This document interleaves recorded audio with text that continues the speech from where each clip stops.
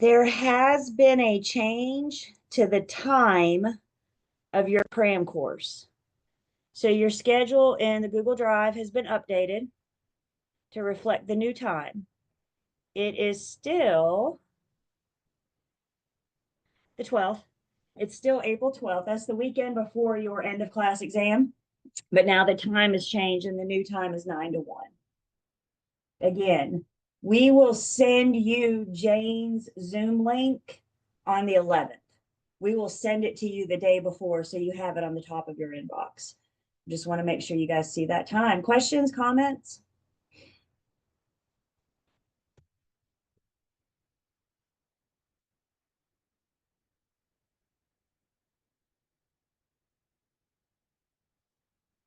Is cram course recorded?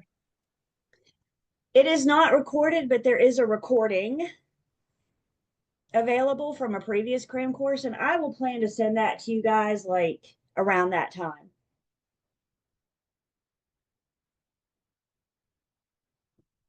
Same instructor, same material. It's just not going to be yours on the 12th. But I will send that to you. We'd rather you be there than plan on the recording because it's a good opportunity for you guys. I mean, look at the name. It's exactly what it's called. We're going to take everything, and there's no way she's covering everything in 4 hours, right? Everything that we took months to do. So no, she can't go everything, but she'll hit the highlights. And I mean, you can bank on testable material. So I'd encourage you to come and listen. This is not part of class, so attendance won't be taken. You can't use this to make up time. But if you can't come right at 9, come when you can. If you can only come from 11:30 to 12:30, then come when you can. And if you can't come at all, I'll send you guys the recording afterwards. Other questions? Thank you. Other questions, comments? Okay. Big deep breath. Here we go, you guys. We are moving right along. And we're going to switch gears and we're going to go into the financing world. Understanding a couple things before we go into this world. We are not in mortgage lending school.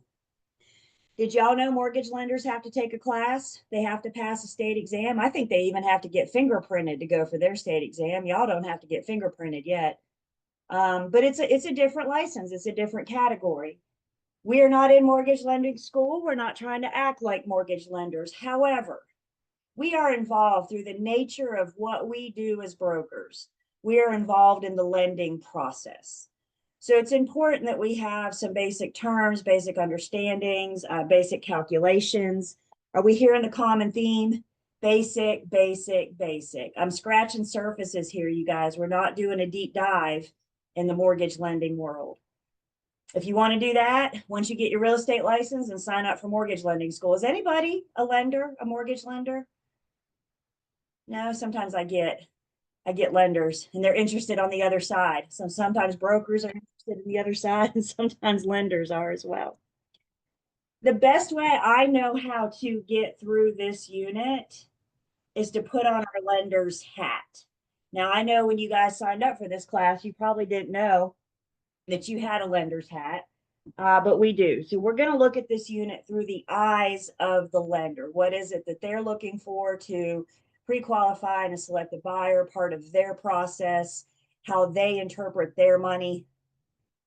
So brokerage off to the side. We're going to take a break and we're going to get into this lending world. Everybody ready? Yay. Okay, so in the lending world, first off, we're just going to start with defining some basic finance terms and concepts, not all of them, but some basic definitions to get us started. And of those definitions, we're going to talk about a mortgage and a deed of trust. So we're going to differentiate between the two. What is a mortgage? It's been my experience that I got to unwire your thinking. We think we know what a mortgage is, but we tend to use that word incorrectly. So we need a good understanding of exactly what a mortgage is and what's the difference between it and a deed of trust. The relationship of the mortgage is between the lender and the borrower. So we're going to explain the rights and the obligations and talk a little bit about that relationship. So let's get started with just some basic terms, some basic concepts here. Most buyers need a loan to purchase a home. Now, you are going to come across cash buyers. You may come across investors. You may come across people with money that want to buy a home. But I'm going to tell you the majority of our buyers need financing assistance, which is why we're so involved in the finance world.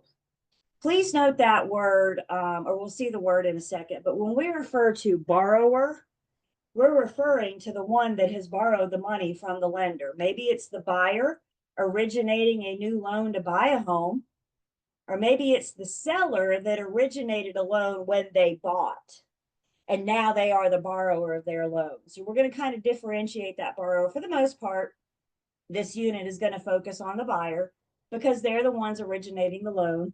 But we are going to talk a little bit about what happens to the seller when they want to sell their home with a loan, with an outstanding loan. So most buyers need some kind of assistance, some kind of financing. Even investors, investors may purchase with cash, but they may take advantage of the use of borrowed funds to help build their portfolio. So a couple documents to introduce you to out the gate. We're going to spend some more time talking about these. But one document used when you use a loan to purchase a home, you're going to be asked to sign a promissory note. And the promissory note is the contract between the lender and the borrower. It's the IOU. You give me X amount of money and I promise you I will pay you back. It's going to be broken out into a term of 30 years, 20 years, 15 years, depending on the term of the loan. When I say term of the loan, we're saying how long is this loan? Again, is it a 30-year loan, 15-year loan? But the promissory note is the IOU. It's the contract between the lender and the borrower. It is the promise for the borrower to pay the lender back. The other document then is a security instrument, which could be referred to as the mortgage, which we're getting ready to talk about, but it could also be the deed of trust. And quite frankly, these are used interchangeably. Technically, which one you're saying depends on what state you're standing in. So we have two different theories when it comes to the lending world. Some states prescribe to the deed of trust theory. Other states prescribe to the mortgage theory. North Carolina is a deed of trust state, as we will learn in just a minute. But again, when you see mortgage, when you see deed of trust, we're usually going to use these interchangeably, but we are going to differentiate and talk about those differences. So the security instrument, it's the pledge. When you borrow money, the mortgage is the pledge, pledging the property as security. It's the lender's collateral. It's what they have to hold in the event of the borrower's default. Let's understand going into this, the lender is just fine with the borrower as long as they're making their promised payments. That's part of what you're agreeing to in the promissory note. I agree to pay you X amount by this date every month for the term of this loan. So as long as the borrower is making their payments, it's all good. The problems come up when the borrower stops making payments. We're going to talk about what happens when those payments aren't being made. But the mortgage or the deed of trust, the security instrument, is what the lender has as collateral for the loan. It secures the debt. So as mentioned, I got to change your thinking. We say it all the time, don't we? I got to pay my mortgage. I got to make my mortgage payment. What you're doing is you're paying on the collateral. You're paying on that security instrument. So it's not, the mortgage is not the payment that you make. The mortgage is the collateral, the security that the lender has to secure the loan. So you're going to give the lender the mortgage. You're going to give the lender the security in exchange for that promissory note, in exchange for that IOU. So the mortgage, also known as the deed of trust, again, depending on what state you're standing in, is the security. Once you make that final payment, the mortgage goes away. the lenders receive their money, they're good, the relationship is over, and there's no longer a mortgage. There's no longer that security on the property. Questions so far?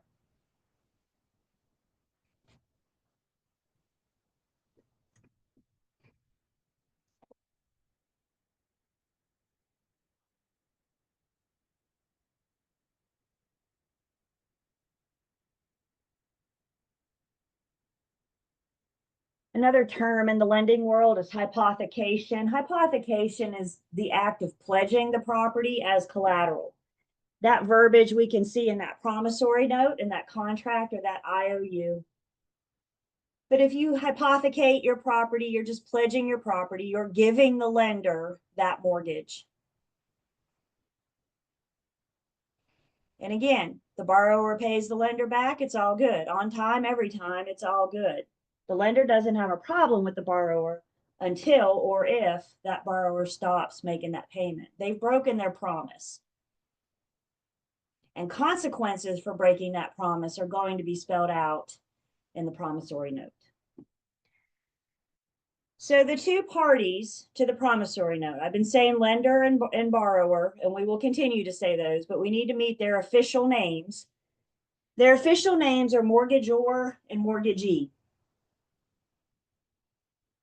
For mortgagor, can we hear a play on words? If I say borrower, mortgagor, can we hear that? The borrower is the mortgagor. They're the ones that is giving the mortgage. The lender is receiving the mortgage. They are the mortgagee. So the borrower is the mortgagor. And if you're kind of a phonetic person, you can see, whoops, missed one of my underlines. Mortgagee has two E's in it. Lender has two E's in it. Borrower has two O's in it. Mortgagor has two O's in it. Quite frankly, it makes no difference to me how we remember this, but we do need to know the parties. And guys, it's way too easy to say lender and borrower on your exams.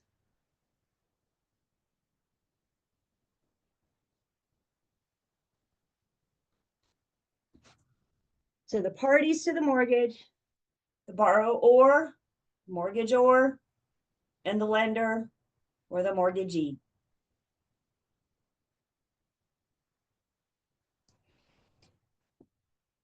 This mortgage or deed of trust, again, interchangeably, has some essential elements. Now, first off, before we talk specifically about what the essential elements are, let's talk about what are essential elements. And essential elements are what the judge uses to determine the validity of a document. So if we have question about how valid is this mortgage, how valid is this deed of trust, we take the document to the judge, and the judge proceeds to look for these essential elements. And if any one of these essential elements are missing, then the judge may rule the document invalid. So please make a note of that for me. Essential elements, the judge is determining the validity of the document. We're going to talk a little bit more about a couple other essential elements, but this one is just focusing on the mortgage. So we have questions about the validity. We take it to the judge, and the first thing they want to know is this thing in writing? Were the parties that entered into the mortgage competent parties? Is the borrower a competent party? Is the lender a competent party? Like lawfully practicing business, lawfully doing business. If it's a fly-by-night lender, they may not be seen by the judge as competent. The debt has to be lawful. So what the lender is given the money for has to be for a legal purpose, such as buying a home. The mortgage is going to refer to the legal description of the property. We have to see that the mortgage has been delivered and accepted. And how we see that is that the mortgage is a document that is recorded. So any of my homeowners out there, you could go to the public records this afternoon after class, and you could do a search and you could find your deed of trust. It's public records, letting the world know that you have this security, that you have this debt on the property. The mortgage has to refer back to the promissory note. And then there's some kind of mortgaging clause. That mortgaging clause is just spelling out what happens when you make the last payment, what happens when it's paid off. And what happens, that's what we get up and go to work for every day, isn't it? So we get that mortgage paid off and that debt will be eliminated. So again, essential elements, it's what the judge is looking for to determine the validity of a document. The mortgage is a contract. The promissory note is a contract.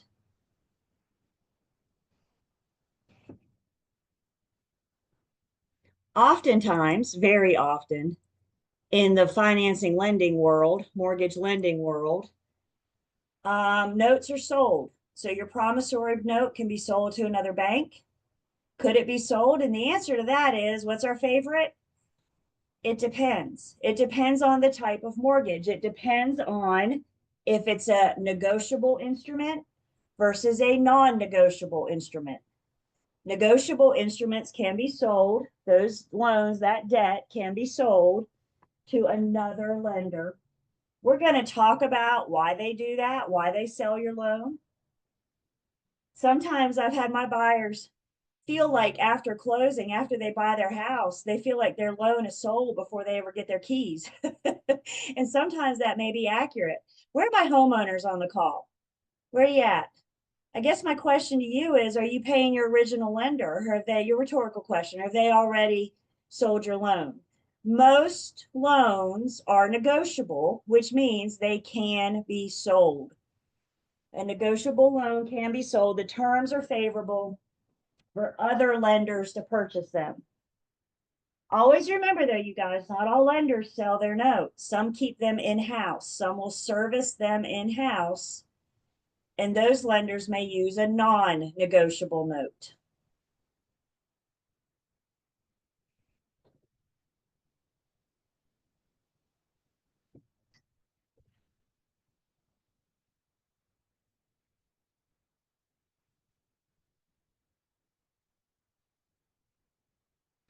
So in the mortgage or the mortgage loan, the mortgage note, there's also some special clauses, a couple terms, words that we need to be familiar with. So it's not uncommon in a mortgage note to find an acceleration clause. With an acceleration clause, if the borrower gets behind on their payments, maybe they miss 2, maybe they miss 4, maybe they miss 6, the amount of payments you can miss before they take action is spelled out in the promissory note. So there is no one right answer for that. It's whatever we agree to in the promissory note. So this borrower has missed X amount of payments. They are now in default.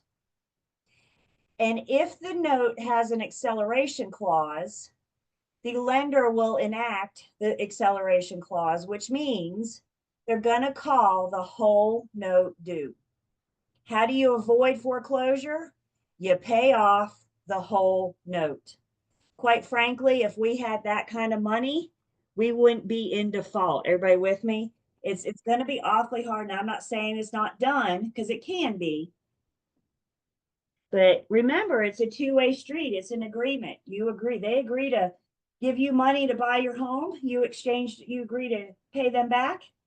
If the borrower doesn't do what they promised to do, you mix X amount of payments, you're in default. They'll enact the acceleration clause. We won't foreclose on you if you pay it all off. They'll accelerate when it is due. Does that make sense? They used to give you 30 years to pay them back, but you broke your promise. They're going to accelerate that due date. Another term often found in promissory notes or mortgage notes is an alienation clause, also referred to as a due on sale clause. And what the alienation clause says is that the whole amount of the note is due when? On the sale of the property. So if you sell your home, when you have an outstanding promissory note, that is part of your payoffs. That is part of the money that you owe You're going to pay off the loan when the property is sold. It is due on the sale.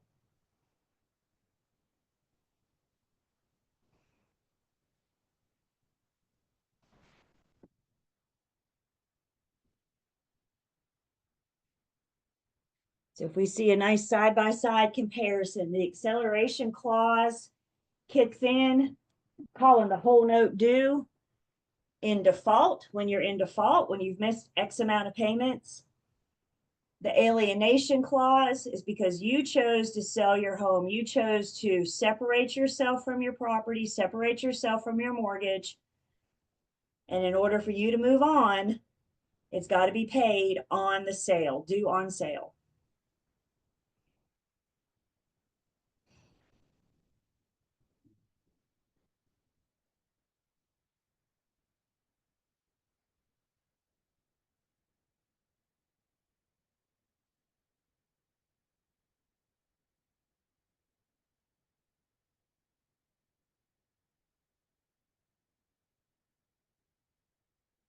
Another term often found in the note is the defeasance clause. The defeasance clause, you're defeating the loan. So once you make that final payment, 30 years from now, once you make that final payment, you have defeated the loan. The lender will record a deed of release, again, to let the world know that you no longer owe money to that lender on that property. So the defeasance clause, you've defeated the loan, you paid it back.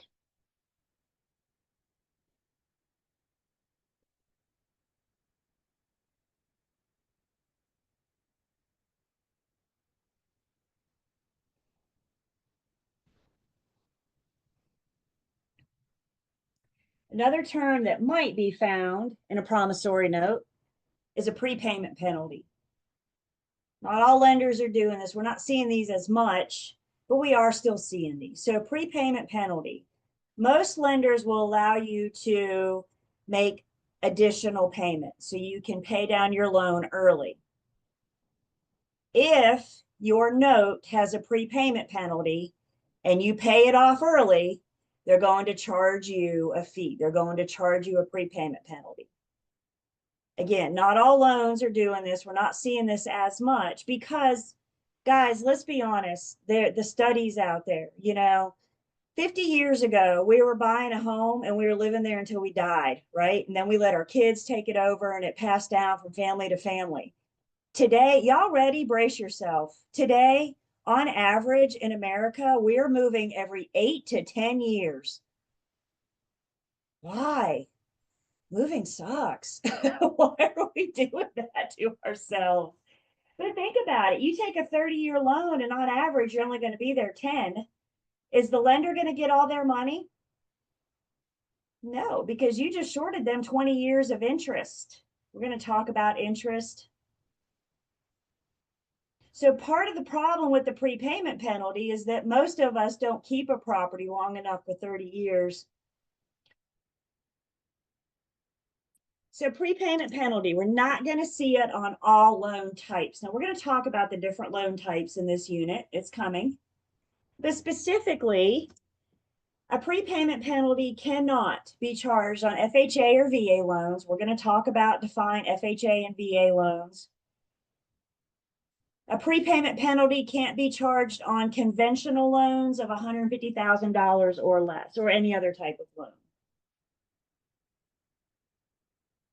So if you have a balance, if you have, for example, a conventional loan of less than 150,000, they can't. If your conventional loan is more than 150,000, they may. It depends on the lender. It depends on the terms of the promissory note. Keep in mind too, you know how we've been saying all real estate firms are different? They all perform differently in different structures and different fees and compensation and all that. Same thing applies to lenders. They're all different. All firms, all lending offices are different. You may even find different lenders doing different things within the same firm. So these are just some very basic guidelines, what they can and can't do. Whether or not they charge the prepayment penalty on a loan more than 150 depends on the lender. Questions on our terms so far?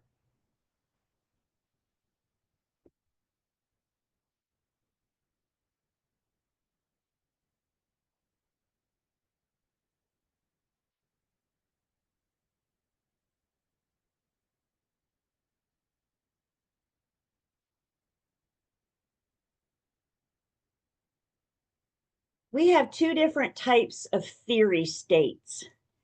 States are either title theory states or lien theory states. Now, you're not going to be asked specifically about which type of theory is each state, but we do need to understand the differences, and we're going to talk a little bit more about title theory state, because if we look at our map, that's who we are. We are a title theory state.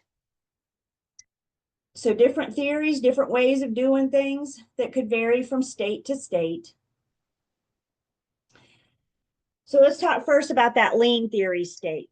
First off, the lien theory state is not typically how we do things here. In a lien theory state, it creates a lien against the property. The borrower has legal title. In a lien theory state, the borrower has legal title, but it's encumbered. It's encumbered by the debt. It's encumbered by the note.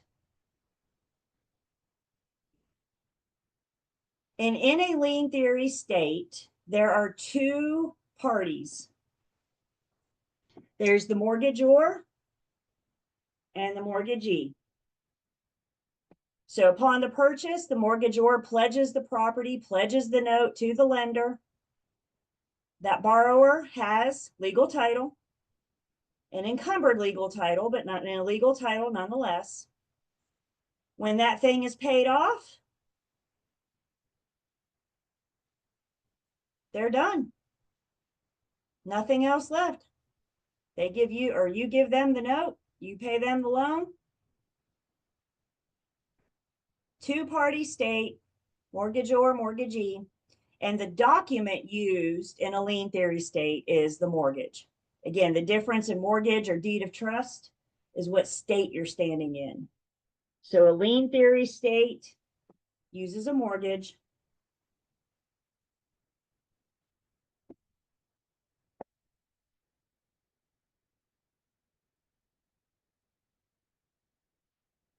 In North Carolina, we are a title theory state. So in North Carolina, what we call the mortgage is actually the deed of trust. Again, used interchangeably. So North Carolina, we're just fancy. We call our mortgage the deed of trust. Not to confuse with the deed. I got a whole unit dedicated to deed. So we're going to talk about deeds in Unit 10.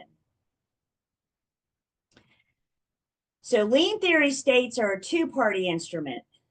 Title theory states are a little bit different. We're a three-party instrument. We use the trustor, the mortgagor, the borrower, the mortgagee or the lender or the beneficiary. And then we have a third party who's the attorney, the trustee, that handles the deed of trust on behalf of the lender, on behalf of the beneficiary. And in the event of default, the trustee will handle the foreclosure sale. The trustee is acting on behalf of the lender. The lender in a title theory state gets the legal title, or the trustee on behalf of the lender has the legal title. The borrower gets something called equitable title. Equitable title is the right to live there. It's the right to live there as if you owned it outright. But guess what? You don't yet. So equitable title is what the borrower has. It's the right to live there and use the property. as if you owned it outright, 100%. And then when that last payment is made, that is when the borrower gets the legal title. That is when the borrower gets that deed of reconveyance, which conveys the property to the borrower.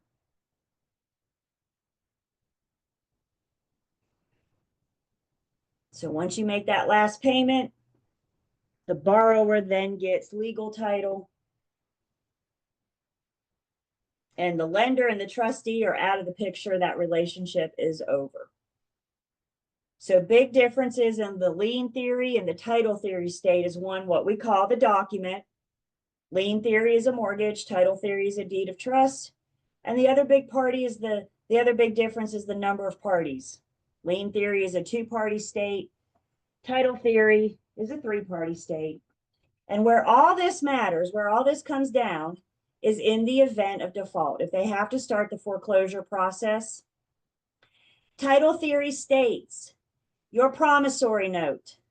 When you first enter into this loan, you give the trustee the power to foreclose in the event of default.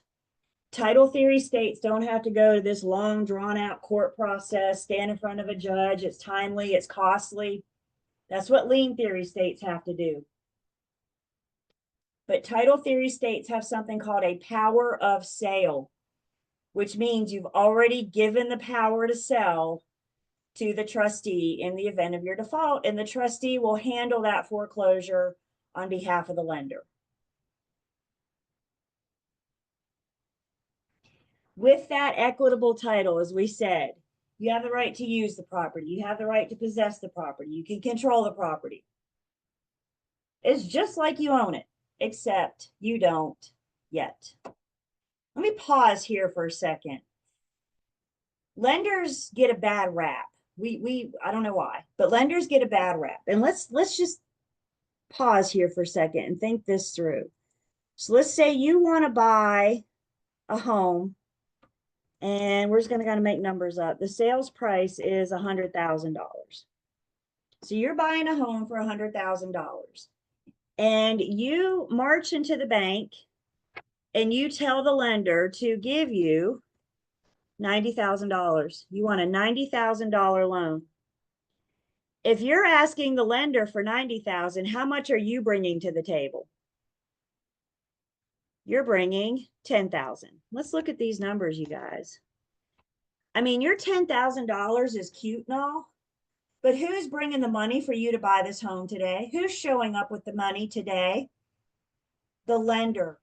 Who has the biggest interest in this property? You only have a 10% interest at this point. Everybody with me? So the lender's got to protect that $90,000 until it's paid. Lenders are investors. You may want to make a note of that. Lenders are investors, and investors' jobs are to make money. And how do they make money? They make money with money. So they lend you money, they make money. We're going to talk about interest and principal, all that good stuff in this unit.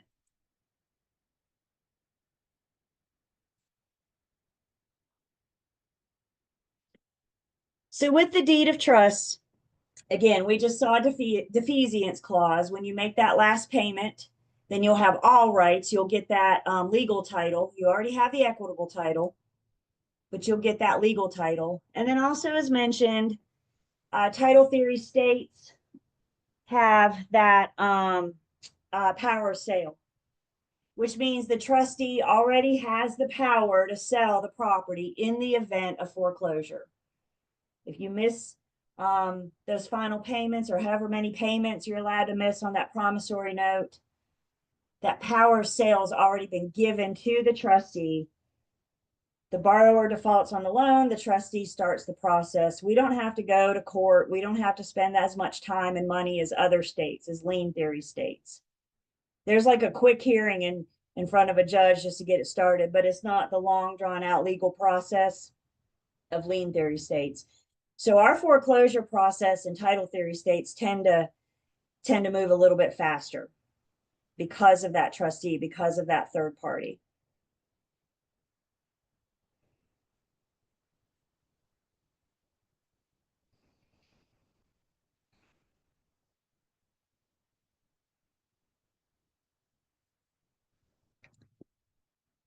People who are married when they buy, we know they're going to buy as tenants by the entirety, but how does that shake out to the loan? It might be that the lender wants to run the loan with both spouses. It might be that the lender wants to run the loan with just one. It depends on the borrower's incomes. It depends on their money. It depends on their debt. Y'all want to hear something ironic? We love our irony. Real estate agents, independent contractors, may not look good to mortgage lenders. Isn't that something? Because I don't have steady income. I don't get paid every 2 weeks. So when my husband and I bought this house, the lender ran our credit twice. They ran it with just my husband and they ran it with both of us to show us those differences, to show us what kind of different terms we could get. Now, I did not just say real estate agents can't get a loan. That's not what I said. But they may have more challenges because we don't have steady income. I can't show you a pay stub every 2 weeks for the last however many years. So who's going to sign the deed of trust, quite frankly, depends on the lender and how they want to run the loan. Everybody, married couple, both parties will sign the deed. Again, there's a difference in the deed and the deed of trust. So both couples will be on the deed, or both people will be on the deed. One or both may be on the loan. You may have a lender that requires or a borrower that requires a co-signer, in which case the lender will require it and we'll get that person on the deed of trust. The lender may or may not require their name to be on the deed.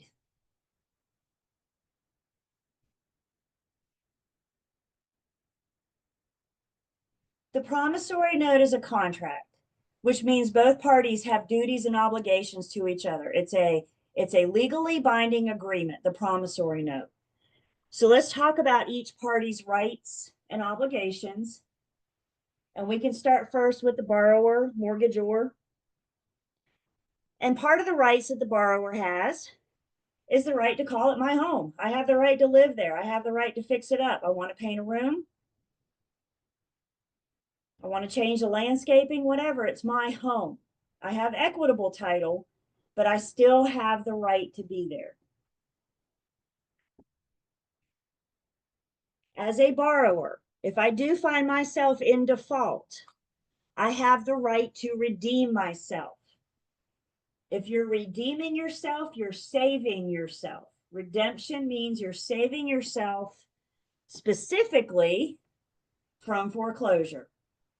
So in the event of default, the borrower has the right to redeem themselves, save themselves from foreclosure. How you redeem yourself? You pay the whole note due. So easy. No, not really. But seriously, in the event of default, again, that's the agreement you have. You bring me that $90,000 and I'll spend the next 15 years paying you back. And if I stop making that payment, I've broken my promise to the lender. I've breached the contract in a sense. The other right that homeowners have is maintenance. You can do repairs on the property. Most lenders have a clause that says if you're going to do major repairs, major alterations, like you're going to show up with a wrecking ball kind of thing, most lenders have a clause that require permission, require approval from the lender before you start those major renovations. Now, you want to paint a room or whatever, they're not going to care about that. But you want to add a room, you want to destroy a room, you want to knock down a wall, things like that. Some clauses, some loans do require the borrower to get permission from the lender. Again, they're protecting their interest.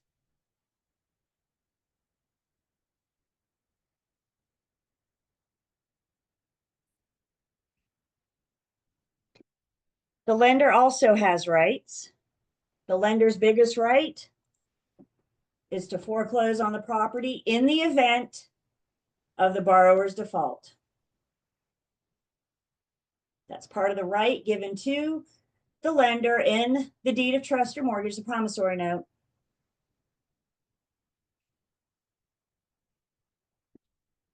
And in the event of default, the lender has that right The lender cares about their money.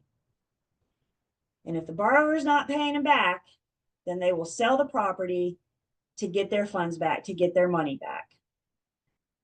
We'll talk a little bit about foreclosure in a bit. I don't want you guys, I think we tend to think, again, lenders get a bad rap. And I think we tend to think that people are in default 10 years into home ownership, 12 years into home ownership. Well, my loan's halfway paid off. What do they care if I default or not? What do they care if I miss a couple payments? Y'all, I've heard from lenders that have had experiences with borrowers that bought a house and never made their first payment. Why? I don't know. Something came up, something happened in life, right? Maybe a spouse died, they lost their job. I mean, who knows why?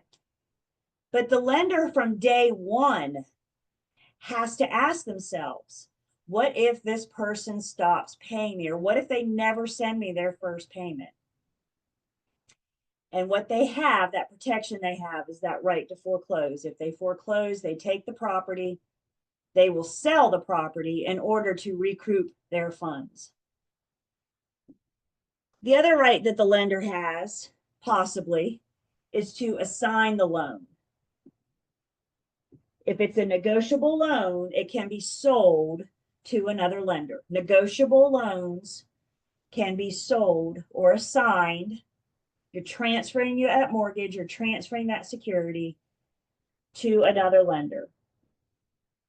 And whether or not they have the right to assign the loan has got to be spelled out in the promissory note. Your promissory note will tell you if it's a negotiable or a non-negotiable instrument.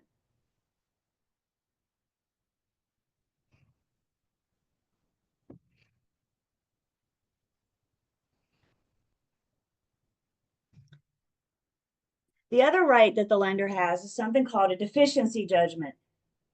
In the event of foreclosure or short sale, the lenders may not get as much money as what they're owed. And if the property is conveyed with the lender receiving less than what they're owed, less than the whole note due, they have the right to file a deficiency judgment. A judgment, we'll remember from Unit 2, is a general lien. Remind me, what does the general lien attach to? A person. The general lien attaches to the person. So this deficiency judgment will follow the defaulted borrower, will follow this person until they get it paid off.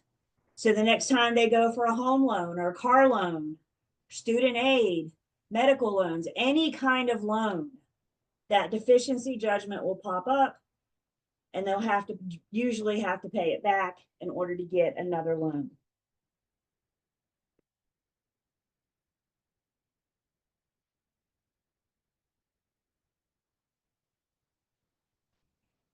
So a little bit more on foreclosures, a little bit more on short sales in just a bit.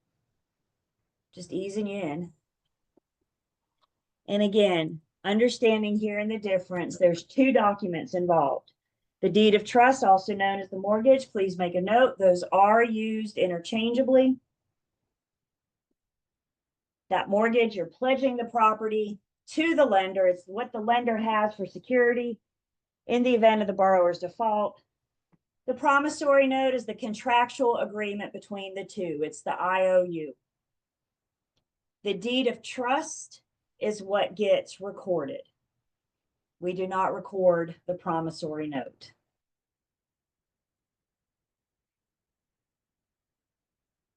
Questions?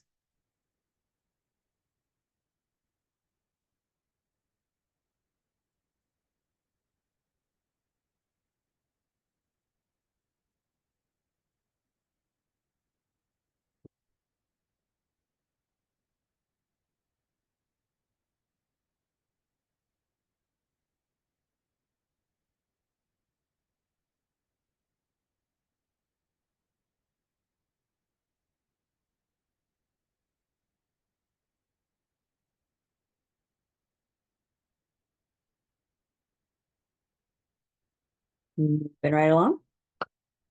We're going to talk about different types of sales and how this affects the buyer and the seller. We're going to talk about what it looks like when the seller sells a mortgaged home. We're going to talk about what a buyer buys a mortgaged home, what their options are.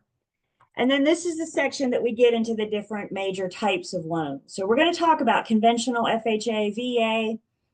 We're going to mention some other ones that we might come across as well. So when it comes to borrowed money, let's first focus on the seller. The seller has agreed, or the seller is choosing to sell their home, but they still owe the loan. They still owe the lender. So when you're selling your home with an existing mortgage, this is all about the sellers. What you're doing, what it's referred to is a cash sale. The borrower pays the purchase price. The seller pays off their existing mortgage. It's a cash sale, whether it's a cash buyer or a finance buyer, wherever they're getting the money from. The seller is using that money to pay out their loan, to pay off their mortgage. Remember in Unit 2, we looked at lien priority? All those people standing there with their hand out in the order that they're going to get paid.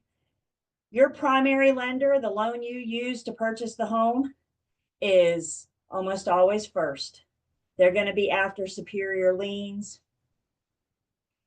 So in order for you to convey, in order for you to sell your home, you'll have to pay off all existing mortgages. And again, it's referred to as a cash sale. It cashes out the seller. It cashes them out.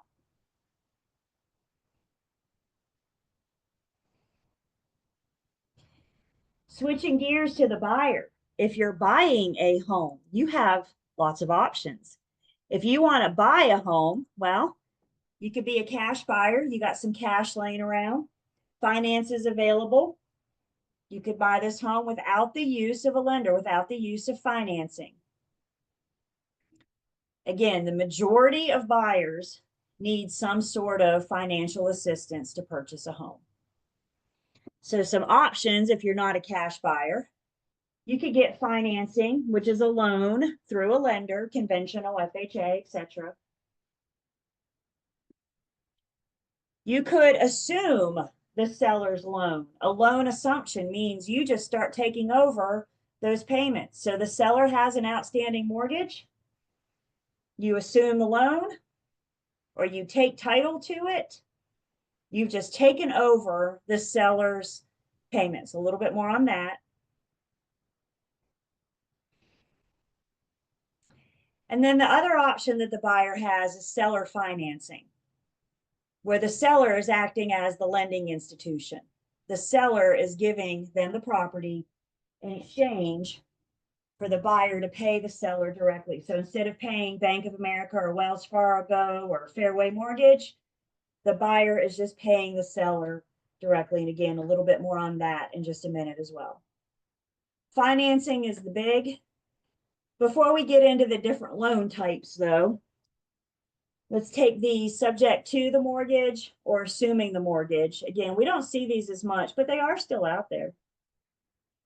So looking just first at subject to, if the buyer takes the seller's mortgage subject to, that means that they are taking over the seller's payment, but check out who's responsible for it, who is liable in the event of default. The seller keeps the liability. Based on that, how many of these do you think we see out there? How many sellers are going to agree to do this? I got a few, see? There was guys, and this comes up, North Carolina Association of Realtors does a publication. It's an email every once in a while, and I love it. It's one of my favorites, but it's Q&A, Ask an Attorney. And so brokers write in, ask questions, commonly ask questions, and then attorneys publish the answer and send us an email. It's one of my favorite emails. And there was an email just back in January, a Q&A from NCAR, where the listing agent had not one, but two offers from investors wanting to do subject to. The investor wanted to buy the property, take over the seller's loan, but keep the seller liable for it. So the agent very wisely went to an attorney to get legal advice. And the attorney at NC Realtor said, I don't advise your seller to do this because this isn't in their best interest. What if this investor just cashes out in the middle of the night? The seller's still stuck with the debt. But then the attorney said, if your seller is considering this, they need to talk to their own attorney before they agree to do this. So there's legalities. That's what the seller needs to understand. They remain liable. Now, as the listing agent, and I admire that listing agent for going to the attorney. I've never seen one of these, but if I saw two in the same transaction, I'd probably do the same thing, right? They're out there and we need to know because we need to advise our people how to respond. As the listing agent, who can remind me which offers I present to my sellers? I see you guys shouting at me. Yeah, we present all, y'all, all of them. So if it's an offer and the buyer wants to do a mortgage subject to, do I have to present that? Yes. And when your seller looks at you and says, what does this mean? We need to advise them to talk to their attorney. They need to understand what they're getting into. Now compare subject to a loan assumption. With a loan assumption, the buyer's still taking the seller's debt. They're still taking over the seller's debt. But now the buyer's going to be liable. Loan assumptions are a lot more common. They do happen.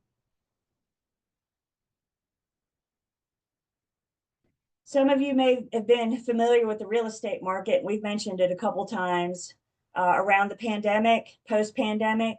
Y'all, interest rates were historically low. People were originating a new loan at a 2-point-something% interest rate, a 3-point-something% interest rate. Fast forward 5 years, those people are going to start selling.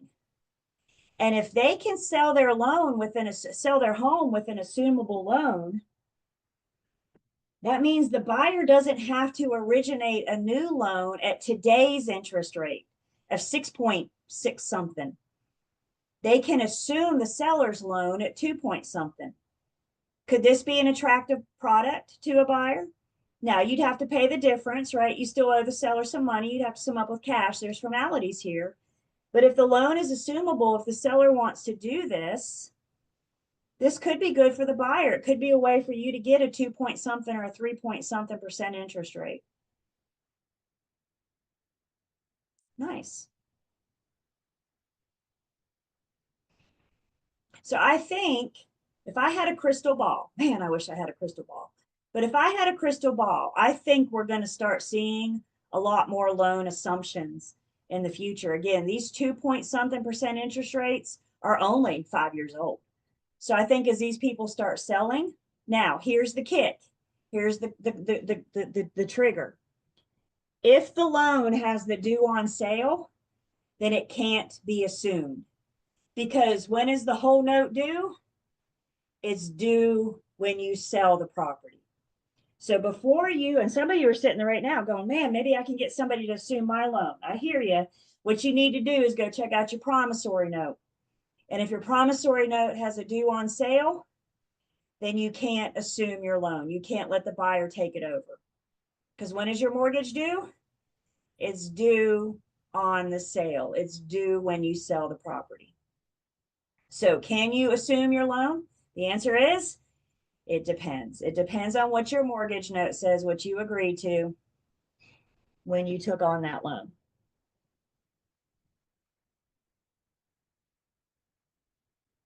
By the way, I'm going to take us into break.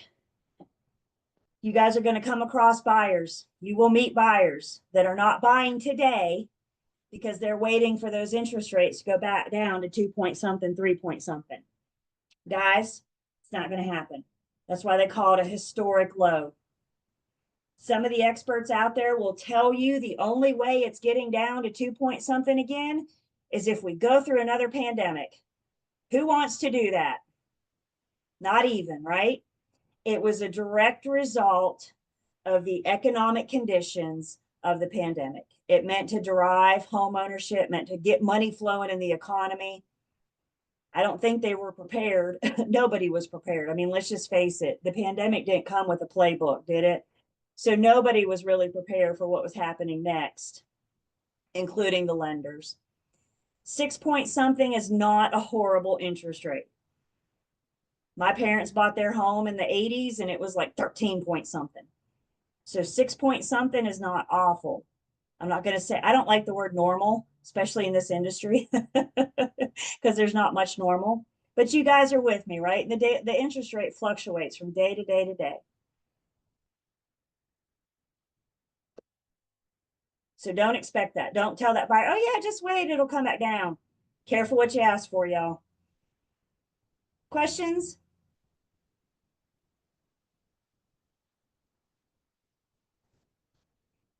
That's cool, Chantel.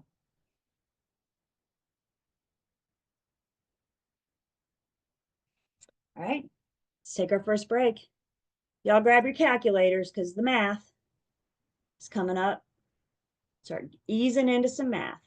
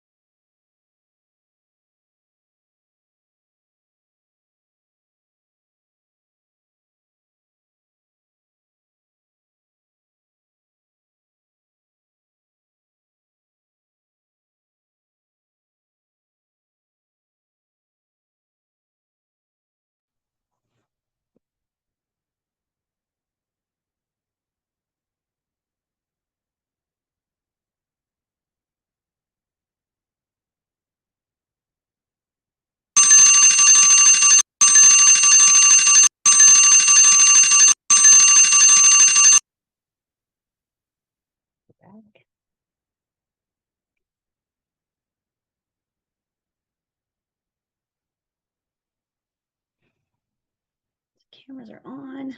I am taking attendance.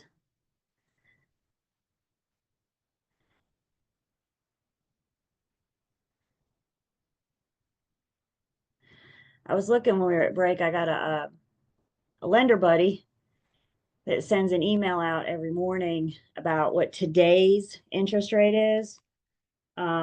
And I hadn't gotten his email yet, so maybe I'll get it while we're still while we're still together today, so we can look at today's. But it is something that fluctuates daily. It's not huge jumps from day to day, but it does fluctuate daily. So maybe we'll have that. All right, questions so far. Well, the buyer is assuming the seller's mortgage, and what I mean by that is all the terms stay the same. The only thing that's changing is the name of the borrower. So the seller makes the payment on March 1st. The property changes hands on March 18th. And the buyer, now the new homeowner, makes the payment on April 1st. You just taken over that debt, taken over those payments. The terms stay the same.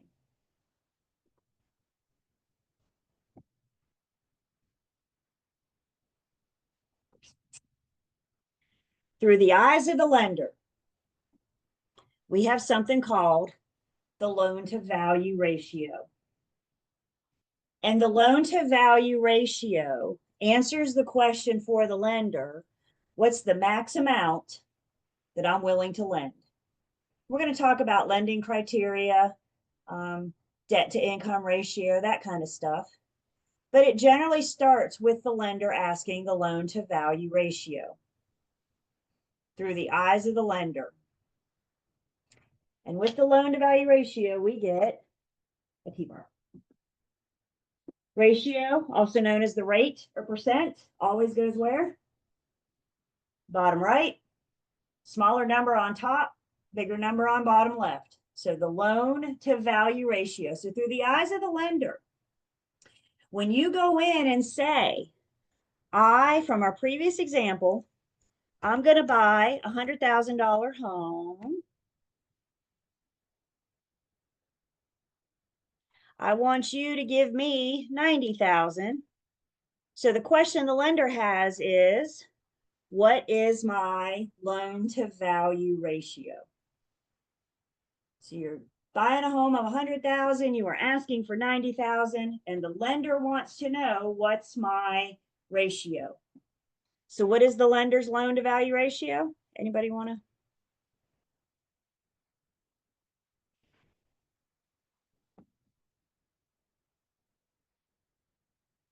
That fourth line in the T-bar means divide.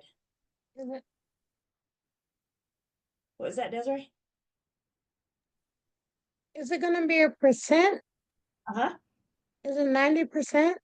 90%. So through the eyes of the lender of the value of this home, how much do you want from me? You want 90%. Please always remember, you guys, the loan to value ratio is through the eyes of the lender. This is not the borrower's down payment.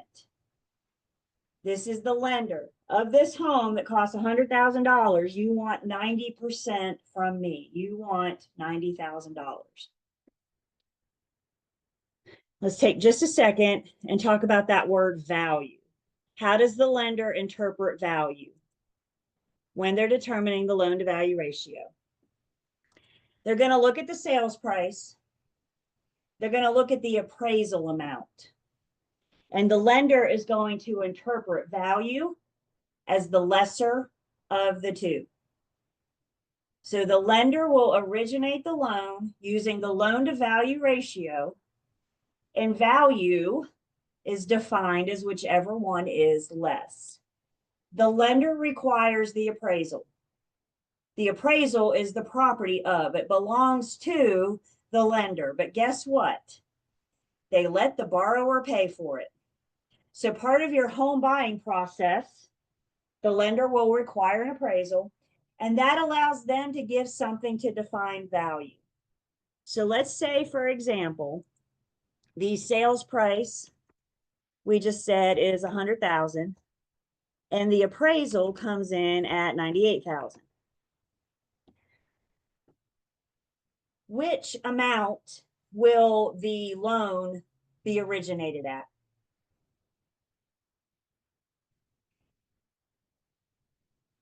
The lesser of the two. So that's right. So you will get your loan to value ratio, you will get 98% or 90%, excuse me, 90% of $98,000. So what happens in this case? Does this happen? You better believe it does.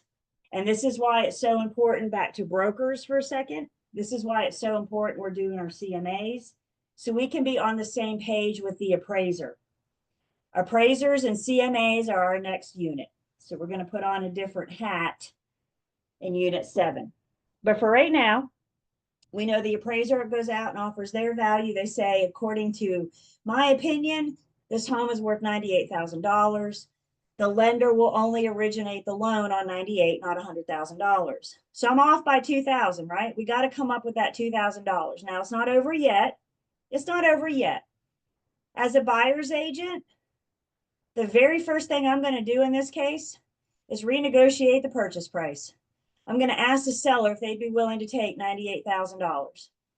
Does the seller have to agree to this? No.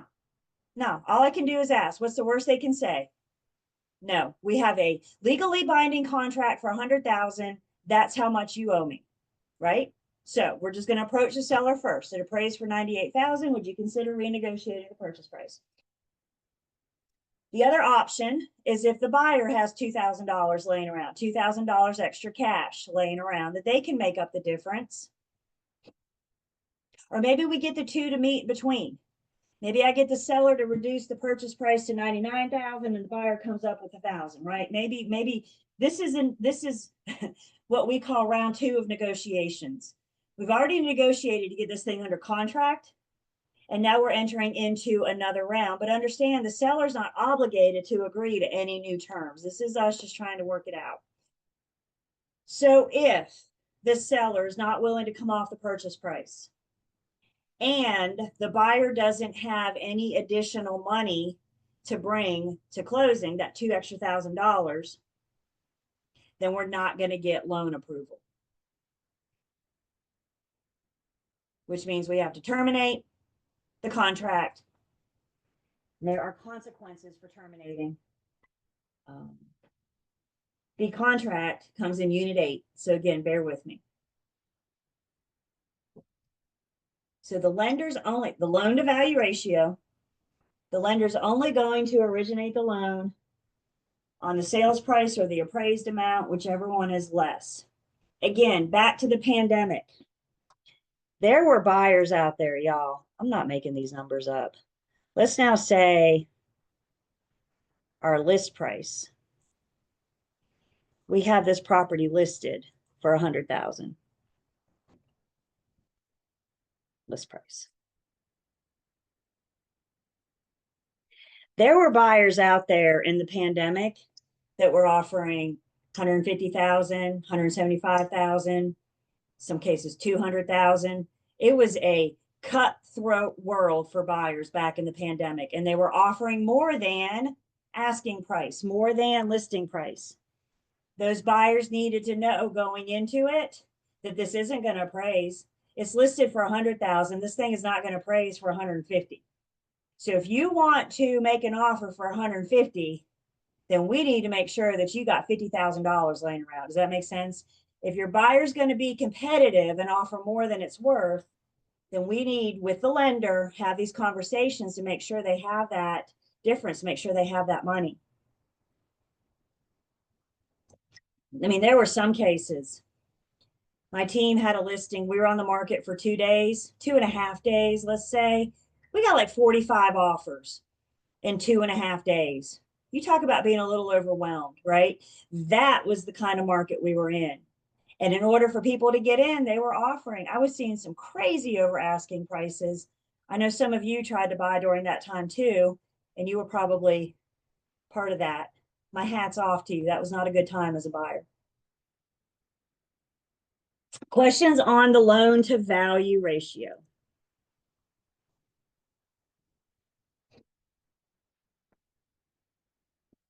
Oh yeah, it was a great time for the sellers. Sellers had a blast if you had somewhere to go. You know, we're trying to get everybody to sell the house, and they look at us and say, where am I going to go? I don't know. I have no idea, but sell.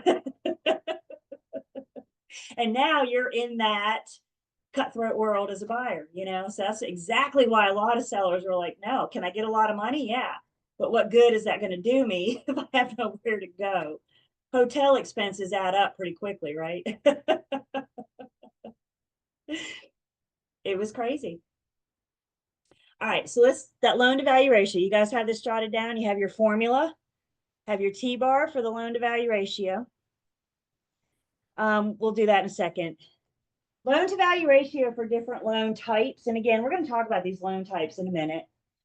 But the conventional loan, again, through the eyes of the lender, most lenders require at least 20% down payment, which means their loan to value ratio is 80%. With a conventional loan, most lenders, if the buyer qualifies, most lenders will issue a loan on 80% loan to value ratio. FHA loan, check it out. Qualified buyers can get an FHA loan with 3.5% down payment, which means you're asking the lender to show up with 96.5% of the value. And VA loans, check this one out. How much down payment are eligible vets bring in? On 100% loan to value ratio, what do they bring into the table? 0. It's a great program for our vets. And again, we're going to talk about these three different. But of these three, again, with our lender hat on, looking through the loan to value ratio, which one has the highest loan to value ratio? The VA. The VA, because the higher the ratio for the lender, the less down payment the borrower is bringing.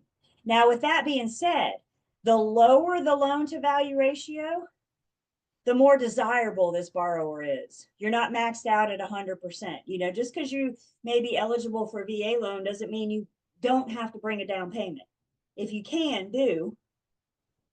But it's a great program for vets to allow them to, eligible vets, to allow them to get into homes with no down payment because of the high loan to value ratio. So if you don't have a note of this, I'm going to call this a problem topic. If you don't have a note of this, please write it down. The loan to value ratio is through the eyes of the lender. It's what the lender is bringing, the percentage that the lender is bringing.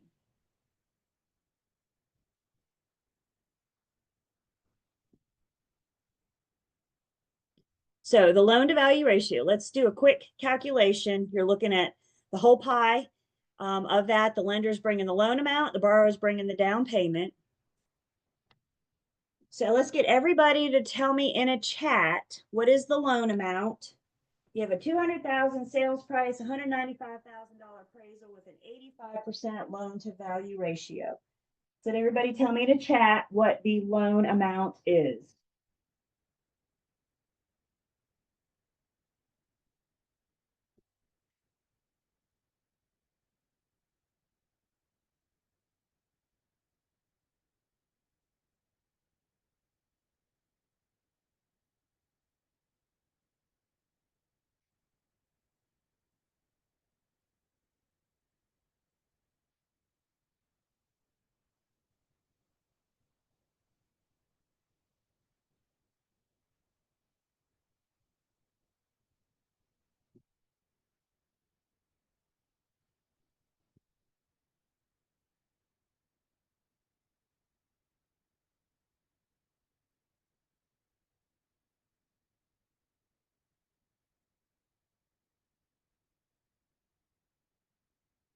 Just a few more seconds.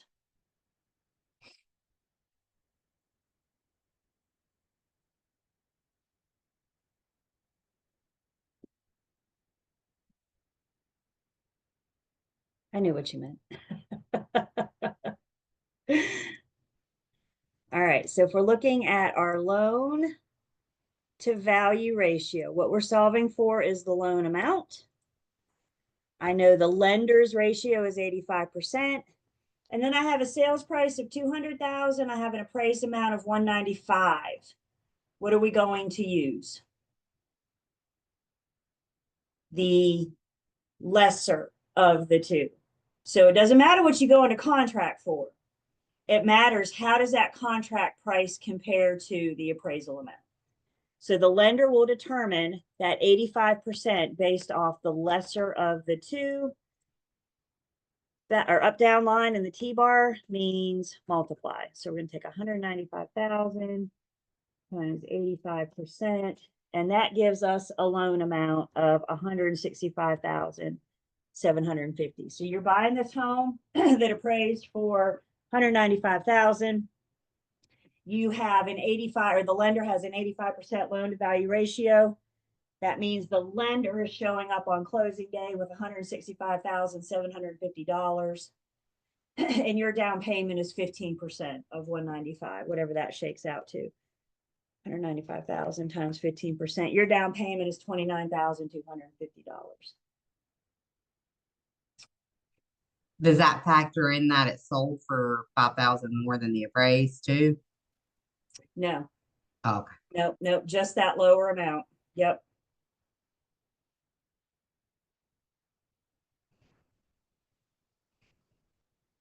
Think of the appraiser, the lender's just getting a second opinion. Like the buyer said, this is what I've agreed to buy it for, but the lender wants a second opinion before they just start throwing out money. They want to make sure that the property is worth it before they start throwing out that money. Down payment, let's see, 15% of 195. Would we just say the down payment would be 29,250. So I just took 195,000 times 15%. So part of your closing costs are going to be $29,250. That's not all you have to bring on closing day. That's just your down payment. Unit 11, we're going to figure out all of your buyer's debits, all of your buyer's credits, and we're going to figure out the total that they have to bring to closing. So in addition to the down payment, you got to have some money to buy a house. Yes? Makes sense, right? So we'll look at those closing costs. We'll look at how all that shakes out for the buyer. 29,250 is your base. It's where it starts.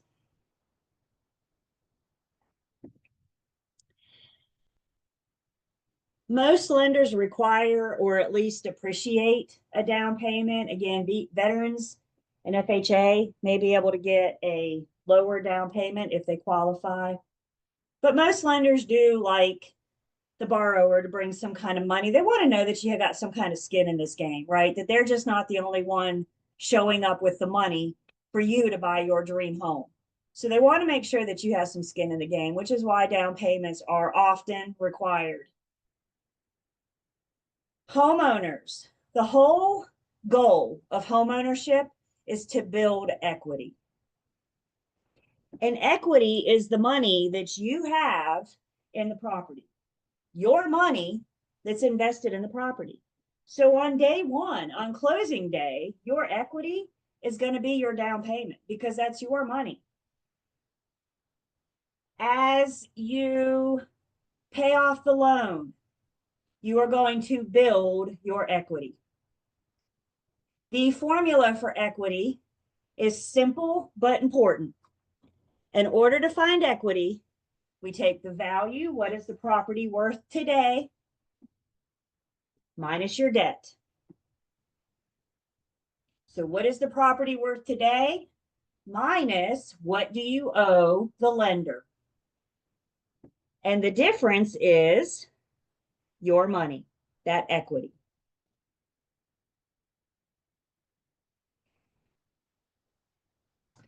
There are a couple different ways to build equity, and they all revolve around increasing value and decreasing debt. So understanding the two pieces that make up equity are only value and debt. This is when we try to make it a little bit harder than what it is.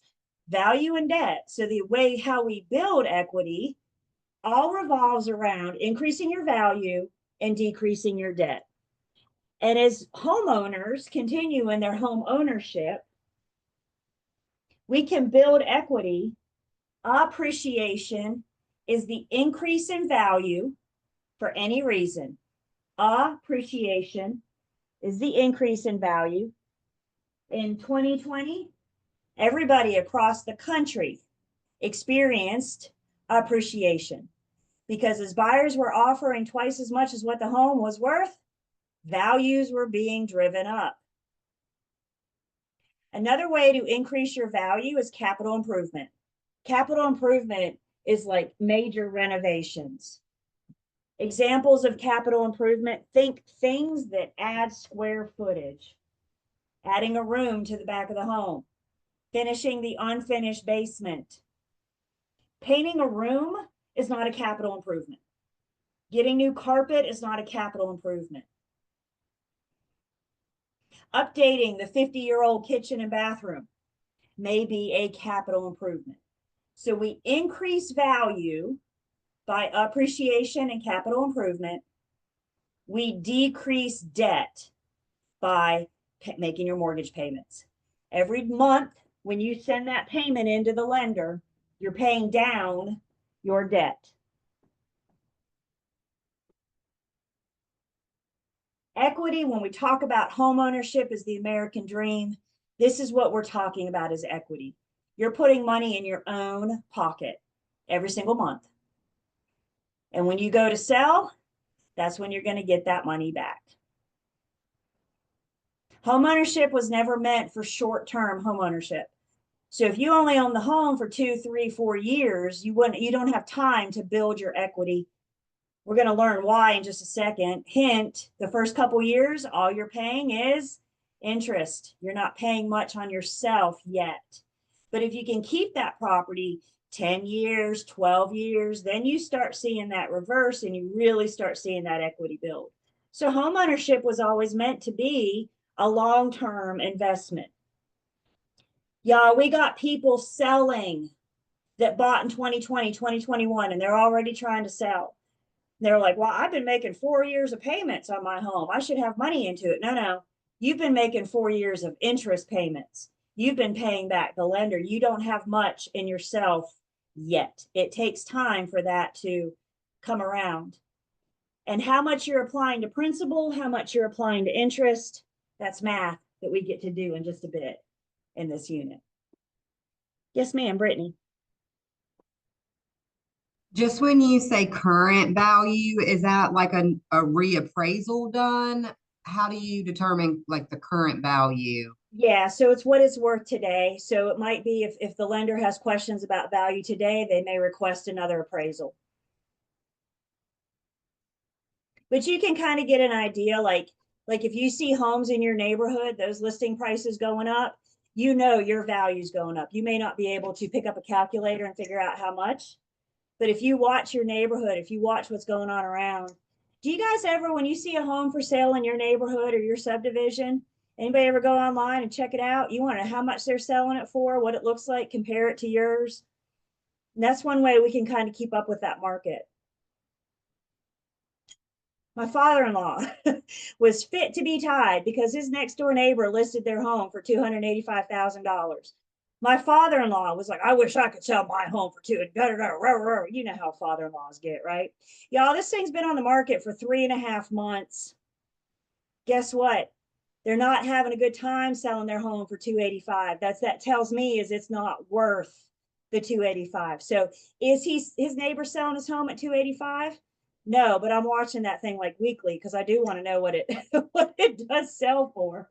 But you guys are with me, right? He's watching his neighbors. What he doesn't understand is that the list price doesn't mean anything. What I'm looking for is what does it actually close for? Father-in-laws are fun. Questions on equity?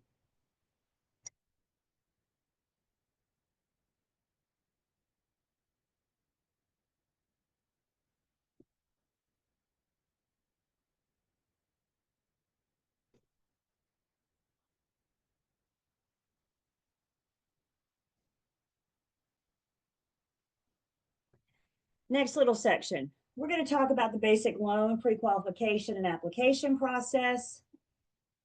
We're going to list some specialty loans and those repayment options. There's different options to repay the loan. And then we're going to pick up the calculator for the first round, several calculations. In this unit, we do try to break it up to not give you all the math all at once. So we've looked at loan to value ratio. So the next piece of math we're going to look at is our origination fees and discount points. So we'll talk about what those mean and what we need to know to calculate. Before we get that, though, let's talk about the lending process, and let's understand it is just that. It's a process. You and I, as brokers, it is beneficial for us to be familiar with the process. You don't need to memorize it. You don't need to reiterate it to your buyers. But in being familiar with the process can help us assist our buyers better through the transaction as they're originating a new loan. Remember, all lenders are different, all lending firms are different, and all lenders within the firm are different. They may have specialties within the firm where they focus on one thing. As brokers, we tend to form relationships with lenders. I said, I got a lender buddy that sends me an email. I mean, I'm not fooling myself. I know it's an automated email that comes out every morning with the interest rate. But I also know that lender buddy. I know he's on speed dial, and I knew if I had a quick question, I could call him. That goes both ways, right? When I have a new buyer, my lender buddy is on one of my preferred lender lists. I have a couple. Buyer's agents, never tell a buyer which lender they're going to use. We're always going to encourage them to shop around. And we're not going to send them to Google to find lenders. We're going to help them by giving them a preferred vendor list. Now, maybe you don't know any lenders yet. Oh, you will. They're out there with business cards and donuts dying to meet you. You will meet lenders. So as you're getting started, you can probably start by using your firm's preferred vendor list, but give them options. Here's a list of 2 or 3 lenders I've used in the past that I have a good relationship with. But I'm not telling them who to use because I'm not the one taking on this 30-year mortgage. Everybody with me? I'm a fact finder. I'm not the one taking on this debt. My buyer is. So I'm going to encourage them to shop around. Even if they come to you with a lender, ask them, did you shop around? Well, no, this was my cousin. That's great. And I appreciate that relationship. But does it hurt them to talk to another? Does it hurt them? Be careful about doing business with family and friends. And I'm going to leave it at that. My job is to encourage them to shop around because, again, not all lenders are created equally. They all offer different loan products, different loan types, interest rates. They're all a little bit different. So how does your buyer know what they're agreeing to if they don't have anything to compare it to? So far, so good. It's one of our biggest responsibilities. Have them shop around. Once the lending process starts, there are several things that the lender will look at to get us started. And very early on, they want to look at the borrower's credit history. They want to look at the borrower's credit score. Credit history generally goes back 7 years, unless the borrower doesn't have steady income. So back to the independent contractor. They may want to go back longer for me. They want to may see more of a history for me, since I'm not getting a paycheck every other week.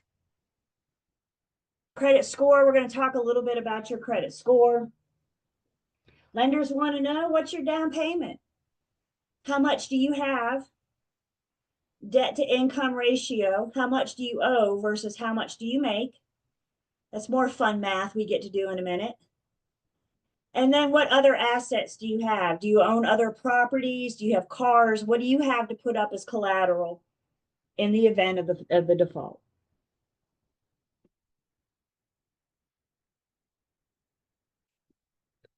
Buyer's agents. We meet a buyer for the first time. What's the first thing we're going to do before we go any further? And I can see everybody's mouths move. What are we going to do? Working with real estate disclosure. We do our disclosure. We determine how we're going to proceed, what type of agency we're going to act, where you're going to go in my plane. And once I get all that done, the next question that's going to fall out of my mouth is, have you talked to a lender? And if the buyer says no, I'm going to say, here's a list of 2 or 3. Do not show them property until they've talked to a lender, until they've gotten a pre-approval. There's a huge difference in what they think they can afford versus what they actually can afford. Save yourself some time, save your buyers some time. Do not show them property until they've talked to a lender. Everybody good so far? Pinky swear me, you're not going to show people property until they've talked to. Thank you. There are professional home lookers out there, and quite frankly, they're looking for the agents that don't require them to talk to a lender. Everybody with me? So save yourself some time. And they say, well, I don't want to talk to a lender. Well, then I don't want to show you property. It's so simple. If they're not willing to talk to a lender, I got to wonder how serious they are, right? So this is so very early before we ever go look at the first property. We're getting the loan process started. The lender will kind of start with preparing, gathering documents. Great question. If they tell me they're a cash buyer, I need to see a proof of funds letter from your bank. You going to take a stranger's word on it that they have $200,000 in cash? Please shake your head no. So I need to see a proof of funds letter from the bank before I can show you property. Good question. Thank you. So we're going to prepare the loan. Again, start to gather information, start to gather documents. From the preparation, the lender will generally issue a pre-qualification or a pre-approval. It's up to the lender on which one they issue. I need one or the other to show you property. The pre-qualification is the very first step. It's a very generic. Pretty much the borrower tells the lender, this is my debt, this is what I make. Without verifying it, just going on their word, the lender will issue a pre-qualification. The pre-approval takes it a step further. This is my debt, this is my income, and now the lender's verifying those numbers. Some lenders will do a pre-qualification before you show, some will do a pre-approval. There's no wrong, just make sure you get something. Once the buyer finds the one, the property, their dream home, now the application process begins. They can start applying for the loan. Once the lender gathers all the information, which does include the appraisal, they will send the entire loan package to underwriting. Underwriting are the people that crunch the numbers. Underwriting are the people that dig through your finances with a fine-tooth comb to make sure you didn't forget to put any numbers on. Make sure you didn't forget about that $58,000 student loan. So they're going through your finances, they're going through everything with a fine-tooth comb. It's not uncommon for the loan to come out of underwriting the first round requesting more information. It's not uncommon at all for it to come out of underwriting the first round requesting information. When it comes out of underwriting the first round, what the lender generally has is a pretty good idea. Things are looking good. We just need this, this, and this document. Or things aren't looking great. We're seeing what we can do. So the first round of underwriting gives us a pretty good idea of whether or not we're going to get approval, final loan approval or not.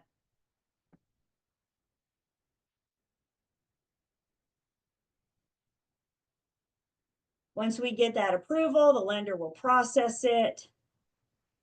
And then at closing, they will bring the funds. They will bring the money necessary for the buyer to complete the transaction. Take your lender hat off for a second. Put your broker hat back on. Brokers, one of the best things we can do during the loan process is keep our buyers moving. Let your buyers know that if the lenders are requesting documents, if they are requesting something, get it for them. The lenders need to be your buyer's priority. I don't know why they're asking for this stuff, but they are. Would it surprise you guys if I told you that there have been buyers that have delayed their own closing because they didn't get the lender what they needed? So we can help with this by keeping that ball rolling. When my buyers go under contract, I say, congratulations. And then I look at them and I say, the lender is your priority. You call the lender back before you call me back, because the lender can't send it to underwriting until they have all of the information in the application. See, when it's a process, what we're saying is it has to go in order. And if your buyer says, well, I'll send it to them later, the lender's sitting there with their file on their desk, waiting on whatever it is the borrower needs to send before they can go on to the next step. When it comes out of underwriting and they're requesting more information, I can assist as a broker by keeping my buyer moving. So one of the biggest things we can do in the loan process is tell your buyers to stay in touch, be in communication with the lender.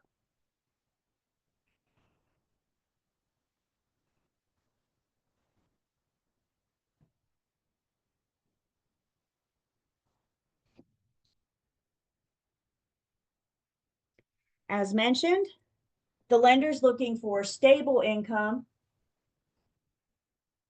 They want to see pay stubs. Maybe they want to see W-2s or 1099s. They want to see consistent income. Borrowers that are job hoppers may need to show more history. They may need to show more documentation. They may need more proof. They may not be able to get as high of a loan to value ratio. So stable income. And again, if you're an independent contractor and you don't have consistent income, I'm not getting paid every 2 weeks. They want to see those patterns. They want to see that I have had income in the last few years. It's just not consistent. The lender is going to look at debt to income ratio. They're going to look at your monthly debt. What are the bills you pay every month? Credit cards, car loan, student loan, alimony, child support, medical bills, all that debt, that money that you owe. And they're going to compare that to your monthly income. How much money do you have coming in? Some lenders will want to look at the monthly income of the applicants. Other lenders will want to see the monthly income for everybody in the house. So the 16-year-old that's working at McDonald's, they wouldn't consider that household income. Again, all lenders are different.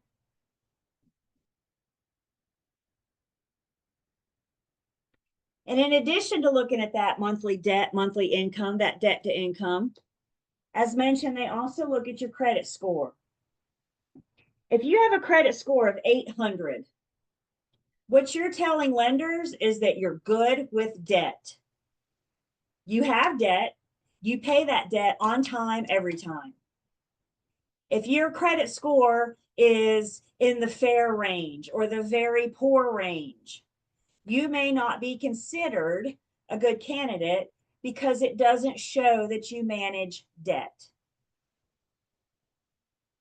Everybody should have debt. If you don't have debt, go get you a gas card and pay it off every month. You're showing that you can make those couple purchases a month to put gas in your car, and you can pay it off every month. And that's how you build that credit score. The lower the credit score, the less desirable this candidate looks, which is why the credit score is often pulled very, very early. Might even be part of the pre-qualification or pre-approval process. Some lenders, most lenders have a minimum. Now they're all a little bit different, so I'm just going to make a number up. But let's say the lender has a minimum credit score of 650, which means if you come to them with a credit score of 600, that's going to be a very short conversation. they're not going to be able to help you. A good lender is going to help this borrower build their credit score. They're going to talk to the borrower about managing their debt. They're going to help them build that credit score. Notice I said a good lender. Because once that credit score does get up over 650, doesn't the lender want the borrower to call them now that they are ready to buy? And if you're the one that helped them get out of this, if you're the one that helped them get your credit score up, aren't you more likely to utilize that lender? Guys, sometimes brokers and lenders both have to incubate buyers. They may want to buy today, but they may not be ready today. And we just need a gentle reminder that when you're ready to buy, I'm still here. The lender and I can still assist you. Don't expect them to remember you 3 years from now. Everybody with me? Send them a holiday card, pick up the phone every once in a while and ask them how little Sally's doing in school. But stay in front of them so when they are ready to buy 3 years from now, we want them to call you. We want them to call the lender. The higher the credit score, if you're in the 20% exceptional, the lower the down payment required. So credit score, again, it's not everything, but it is generally where lenders start. That gives them a good picture of your overall relationship with debt.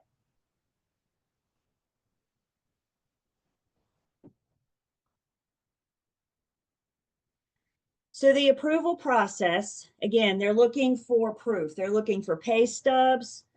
Maybe they want W-2s, 1099s, bank statements to see that kind of money flowing in and out. Seriously, they're not leaving any rocks unturned. Tax returns, they may contact your employer to verify employment. Of course, your social security number, any other income you have, and then how much debt do you have. And this is just a very small list, but this gives us an idea when it has something to do with the borrower's finances, the lender is looking at everything. Did anybody ever, again, you guys may or may not have been familiar with what was going on in real estate back in 2008, 2009, 2010. We experienced something called the housing market crash. And the housing market crash was not a good time at all. And there's a cajillion theories out there about what caused the housing market crash. And one of the more popular theories was fraudulent lending practices. Now, I don't want to give lenders a bad rep because they're not all bad. They weren't all bad. But there were some lenders out there that weren't requesting this information. There were some lenders out there pre the housing market crash that will look at the borrower and say, how much do you want to pay? Well, I want to pay $285. Okay, there's your loan amount. They weren't verifying. They weren't checking it out. They didn't check the debt to income ratio. They didn't check pay stubs. They let people buy what they want to buy. And then unfortunately, many of those people couldn't afford to pay the loan off. We suffered lots of foreclosures and short sales. And that was why it was called the housing market crash. Now we recovered from that. If anybody ever bought a home prior to the housing market crash, you'll know it was very easy. It was almost like Oprah was giving out home loans. You get a loan, you get a loan, everybody gets a loan. It was easy. Today, underwriting is all up in your business. And if you wonder why, it's because of the housing market crash. We're going to have highs and lows in real estate, but the hope is that the low isn't that low again.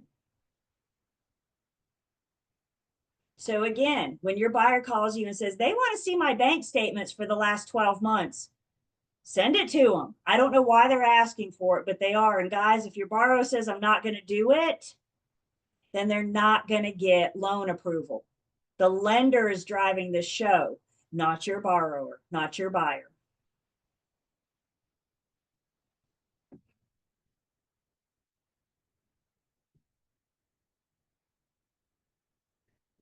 Underwriter, again, is kind of the process that looks at all the income. It compares the income to the assets and liability. looks at the whole financial picture. Do all the documents line up? It's like, do you have your consistent paper trail? Most of the time, they'll go back a history of 2 years. If they have questions or concerns, they might request more. But they're looking for patterns, they're looking for consistency. They're looking to show themselves that you can and will pay them back. If your credit history shows a default or a delinquent payment, that doesn't look good to underwriting, right? Because their concern is, well, if they defaulted on this loan, are they going to default on this loan or not? So it's the whole package. Underwriting is the whole package. I used to joke, I always felt like underwriting was like this big black hole somewhere that nobody really knew where it was. So as a buyer's agent, I'd call my lender and I'd say, hey, how's the loan going on 123 Main Street? And they'd say, oh, it's in underwriting. And I'd always think, where is that? What do they do there? So it sounds like a magical place, right? They're crunching the financial information. It is a magical place. They are crunching that financial information. And like I said, you guys, it's not uncommon for it to come out the first round of underwriting requesting more information. It's okay. Talk to your lender, ask them, what do you think? How do you feel? If we give you this and this document, do you feel, what's your pretty good idea if we'll get loan approval or not? They have a pretty good idea after the first round of underwriting. And if they're requesting additional information, just tell your buyer to get it to them.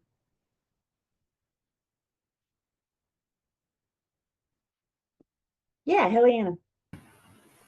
Sorry, I'm gonna lower this hand first. They asked, yeah, they did the same thing. You were talking about being a real estate agent, being a broker, like how uh, like they basically look for your tax stuff, 2 years of tax stuff, and consistent of payments, and basically deposit and stuff. Yeah, if you're a self-employed, that's what they ask for.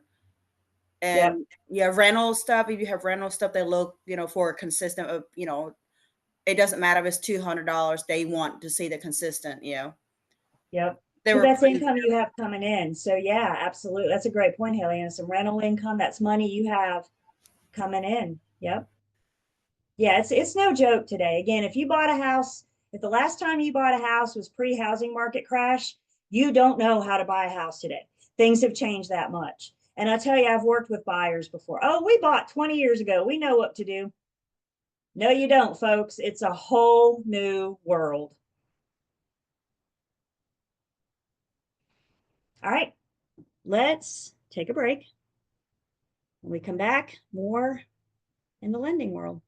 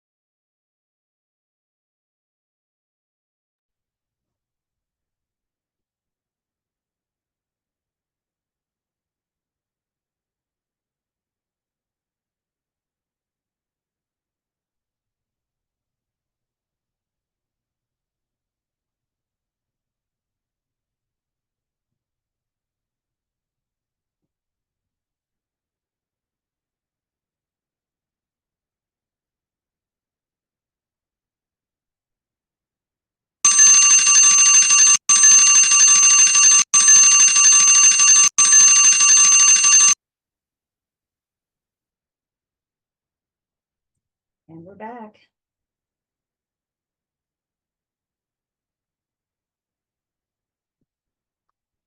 Cameras are popping back on.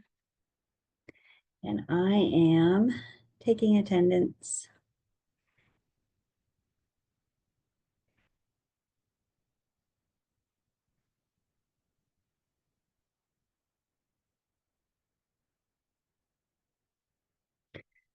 Underwriting. The other thing to take into consideration at some point during the loan process, we got to lock in the interest rate. As mentioned, the interest rate varies from day to day to day. It doesn't go up and down by much, but it does, you know, a tenth of a point, a hundredth of a point, something like that. Once the borrower and the lender lock in the interest rate, then that is the interest rate for the life of the loan. So when you lock in your interest rate today, that's your interest rate for the next 30 years or 15 years, whatever the term of your loan is. Also, guys, just a heads up, when we see the word rate with our lender hat on, we're referring to the interest rate.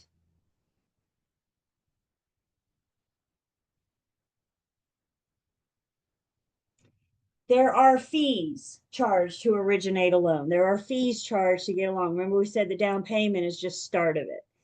There are other fees, many other fees. And some of those lender fees, we're going to talk about the loan origination fee, which is what the lender charges to originate the loan. We're going to talk about another fee that they may charge called discount points. Whenever we talk about lenders' fees, we're talking about through the eyes of the lender. And what the lender cares about is their money. All lender fees are based off of the loan amount. Please write that down. That's important for when we start doing math. All lender fees, origination fees, discount points are the loan amount. The problem's going to give you the loan amount. They're going to give you the sales price. Or they're going to give you the information you need to find the loan amount. If they give you the loan amount and the sales price is a distractor. When we have our lender hat on, all lender fees are based on the loan amount. And these are charged as part of your buyer's closing costs. So in addition to the down payment, they're going to have some lender fees. Again, when we get to Unit 11, we're going to answer the question, how much does your buyer have to bring to closing? So we're going to take all this into consideration.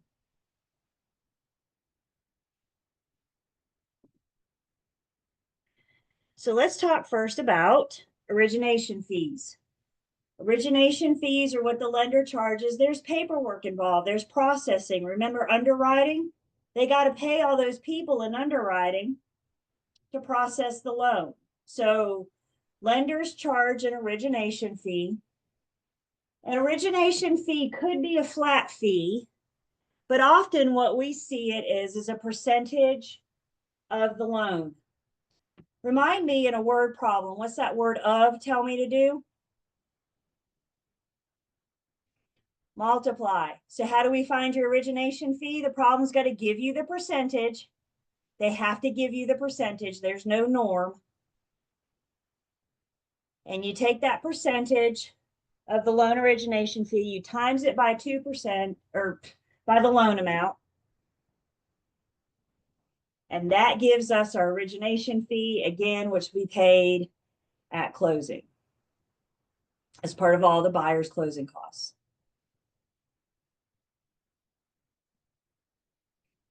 So tell me in a chat, what will the origination fees be for this loan?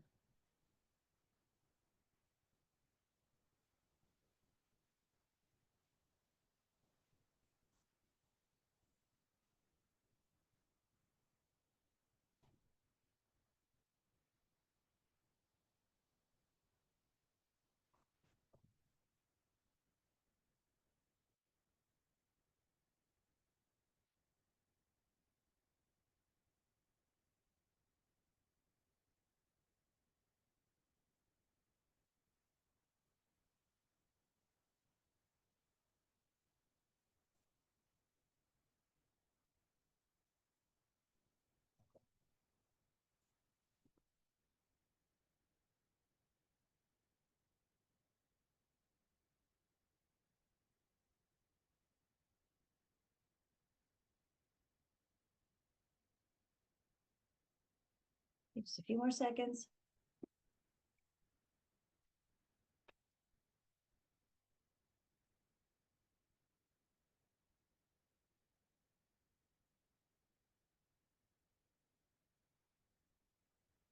So I got a whole bunch of information here, don't I? I got a list price, I got a purchase price, I got a loan amount. Through the eyes of the lender, what's the only number you care about? Loan amount. So we're going to figure out the origination fees based off of the loan amount. So I have 2% of the loan amount. So I take 360,400 times it by 2%. And just for the loan origination fees, whoa, that's not right. 360,400 times 2%. There it is, 7,208. This is going to be part of your closing costs. Part of what your buyer has to bring to closing. Loan origination fees are a percentage of the loan amount. And yes, they have to give you that percentage. Questions on the loan origination fee?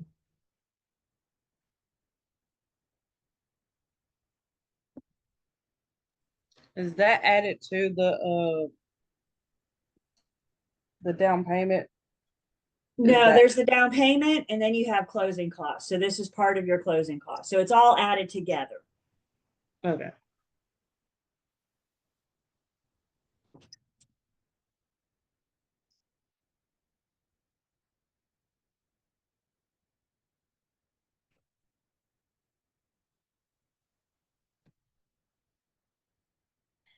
Another fee that lenders may charge borrowers is something called discount points. Discount points is one of these things that you guys like to make a lot harder than what it really is. So bear with me. Everybody with me? To have everybody so far. Let's keep this simple, you guys. There's math involved, but there's also an understanding of what discount points are and what they do. If I can simplify this, the basic definition of a discount point, write this down. Discount points are prepaid interest. That's all they are. Discount points are prepaid interest. What's that word prepaid telling me? You're paying your interest early. You're paying some of, not all of it, but you're paying some of your interest early. Lenders may charge discount points. Borrowers may request discount points in a roundabout way. And the whole point of discount points is prepaid interest. So it's interest that your borrower will bring to closing. And a common question is, as a borrower, why in the world would I do that? Why would I prepay interest? Why would I bring more money to closing when you're going to charge me over the next 30 years for interest anyway? And the simple answer, why a borrower may pay discount points, is because it lowers their monthly payment. By paying prepaid interest, you're buying down your interest rate. Some lenders may require it. If you want to originate a loan from me, you got to buy some discount points. Borrowers may request it in a roundabout way. I just looked it up because it was driving me nuts. So yesterday's interest rate, we'll see if I get one for today. But yesterday's interest rate was 6.61%. 6 point. So you are originating a loan and you're talking to the lender and they quote you an interest rate of 6.61%. And the borrower's question is there anything I can do to lower that interest rate? And the solution is discount points. If you prepay some of your interest, you've already paid the lender some of the interest. And as a thank you, if you will, they're going to reduce your interest rate. And remember, once that interest rate is in, it is locked in for the life of the loan. So discount points are nothing more than prepaid interest. It's an upfront fee paid to the lender. And in exchange, the borrower gets a lower interest rate.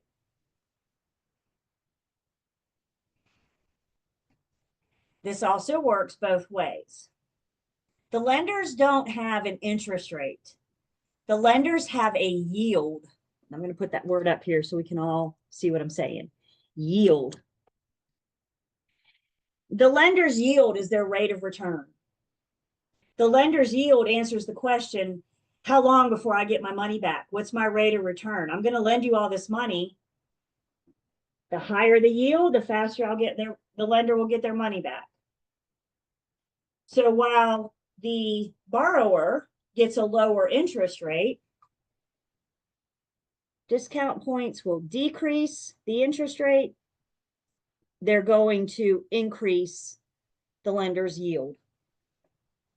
The higher the yield, the more sellable the loan on the secondary market. Remember, most lenders sell your loan. We'll talk about why. And the higher the yield, the more sellable that loan is to other lenders out there looking to purchase loans. And so it might be that the lender wants a higher yield in which they require the buyer to bring discount points. Or it might be that the buyer wants a lower interest rate in which the answer is buy some discount points. Discount points, all they are prepaid interest. It decreases the buyer's interest rate and it increases the lender's yield. Questions so far?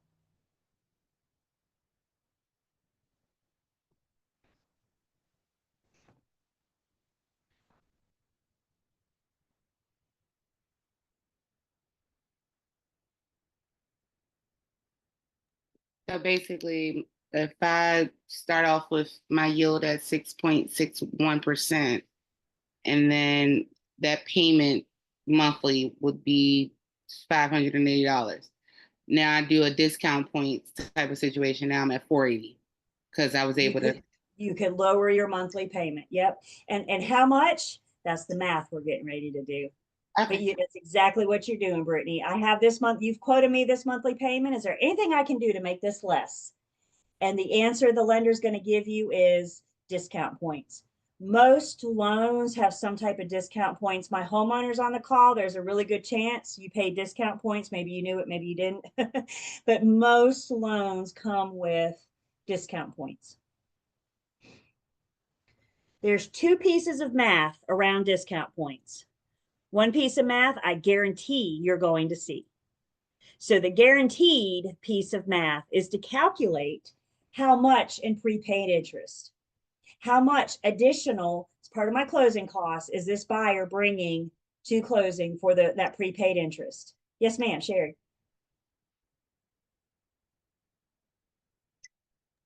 So can you pay your discount points over time or you pay it all at once? Nope, it's prepaid interest and it's paid upfront to the lender. If you're paying it over time, you're just making your interest payment as part of your mortgage payment. So it's a one shot for discount points. Okay, and I got another question. So you were saying that say I paid you said once our interest rate stays the same. So we're going to use the example of the 6.61, right? So the interest rate is going to come down. Okay, so points. But what I was wondering is when I refinance though my loan, do I now accumulate a different interest rate, or does it still continue to be the same rate even when you're gonna refinance with today's interest rate? So whatever the interest rate is when you're trying to refinance, that's the interest rate that it's like you're redoing the loan. You're starting from scratch, which is another reason why lenders, buyers weren't buying, because I mean, seriously guys, 45 offers on one home, right? That means 44 buyers got rejected, right? It was hard for a buyer to buy. So lenders found supplemental income, we'll say, by refinancing. Interest rates got down to 2 point something. Let me refinance my loan to take advantage of that interest rate. So when you refinance, you're redoing it, which means you're taking on a different interest rate. So discount points, upfront, one-time fee, prepaid interest. The math that you will see is how much in discount points. And that math shakes out to a percentage of the loan. So one discount point costs the buyer 1% of the loan amount. What's that word of tell me to do?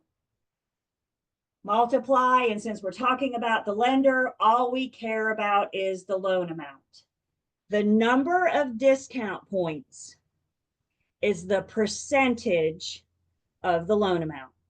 So one discount point is 1% of the loan. 2 discount points is 2% of the loan. 3 discount points is 3%, 4.5%, etc.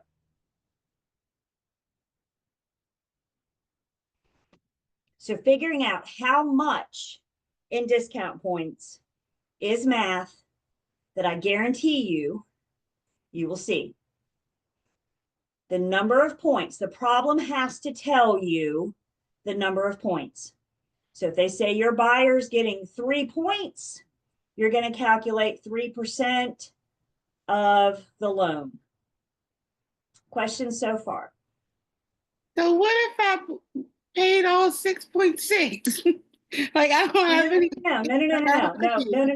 We're not buying down your interest rate by 2%. No.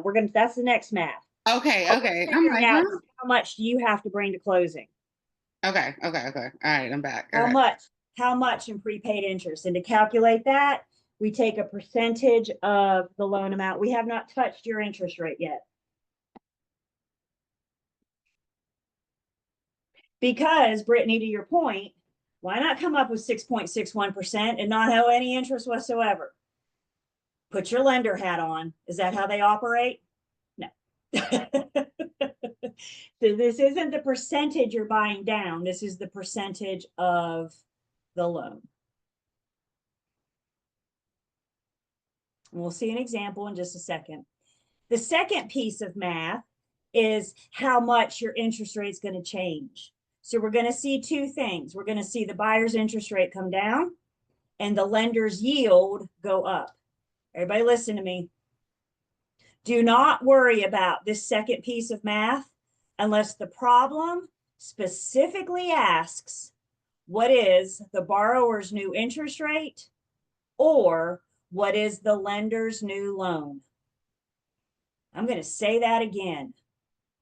Do not worry about this next piece of math unless the question specifically asks for it. Do what the problem tells you and only what the problem tells you.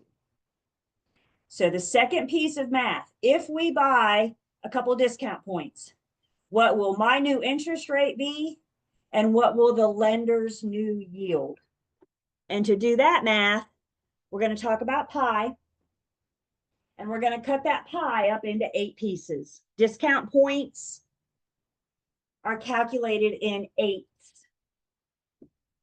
So we have an 8-piece pie. And whenever you buy one discount point, you are buying 1 piece of pie. You are buying down your interest rate by 1/8. So 1 piece of pie,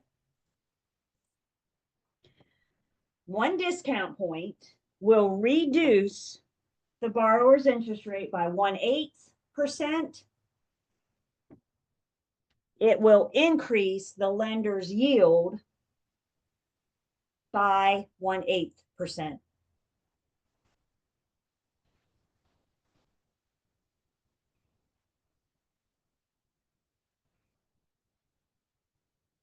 So let's say, for example, what's our interest rate today or yesterday, since they won't send me today? Yesterday's interest rate was 6.61%. Your buyer buys 1 piece of pie. They buy 1 discount point, which means they're going to reduce their interest rate by 1/8. Now, let's be honest. I'm a math person. We know this, yes? And as much as I enjoy math, let me tell y'all something. I hate fractions. Anybody else with me? Hate them. And I hate the word hate, but you know what? We can say that about fractions, right? All right. When I see a fraction, the first thing I'm going to do is I'm going to convert that bad boy to a decimal. So it's a number that I can work with. So if I have 1/8 on my calculator right there, I'm going to say 1 divided by 8, and I'm going to get 0.125. They're buying down. They bought one discount point, which shakes out to 0.125%. They were quoted an interest rate of 6.61 minus 0.125. So now you have a new, after buying that discount point, you have a new interest rate of 6.485%. That one discount point allowed you to buy down your interest rate by 1/8. So now your interest rate for the life of the loan is 6.485%. The lender's yield, it increases. So again, the yield starts at the same place, but this time we're just going to add. And so now the lender's yield is going to be 6.35%. Yield. This is interest rate. They gave themselves a little more sellable loan on the product. They are loan on the secondary market. The higher the yield, the better the loan looks to the secondary market that's purchasing it. The number of discount points equals the pieces of pie. So one discount point is one piece of pie. 2 discount points, 2 points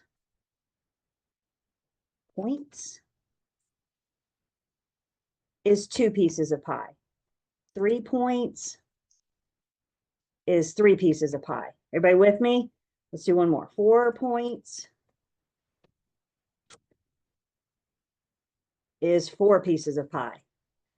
The number of discount points shakes out to the pieces of pie.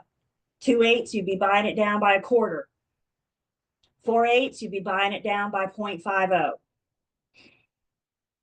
Do not worry about this math unless the problem specifically asks, what is the borrower's new interest rate, or what is the lender's new yield?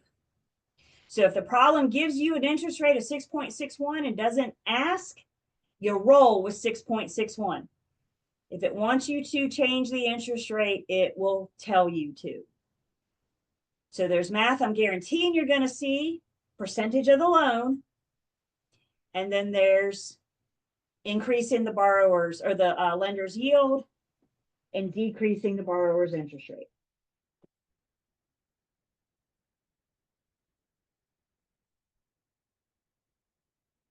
Questions before we look at one? Look at a problem.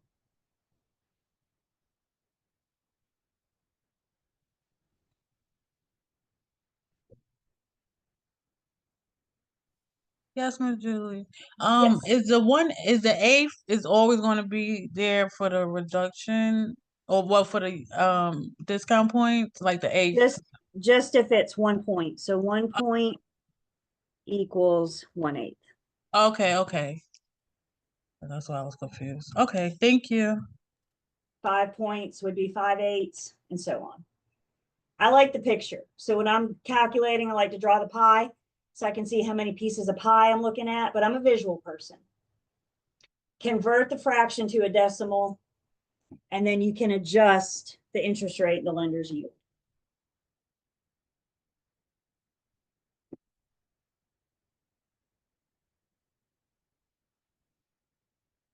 Bring you guys back. Discount points are prepaid interest. Keep this simple, you guys. Like I said, this is something we like to make a lot harder than what it is.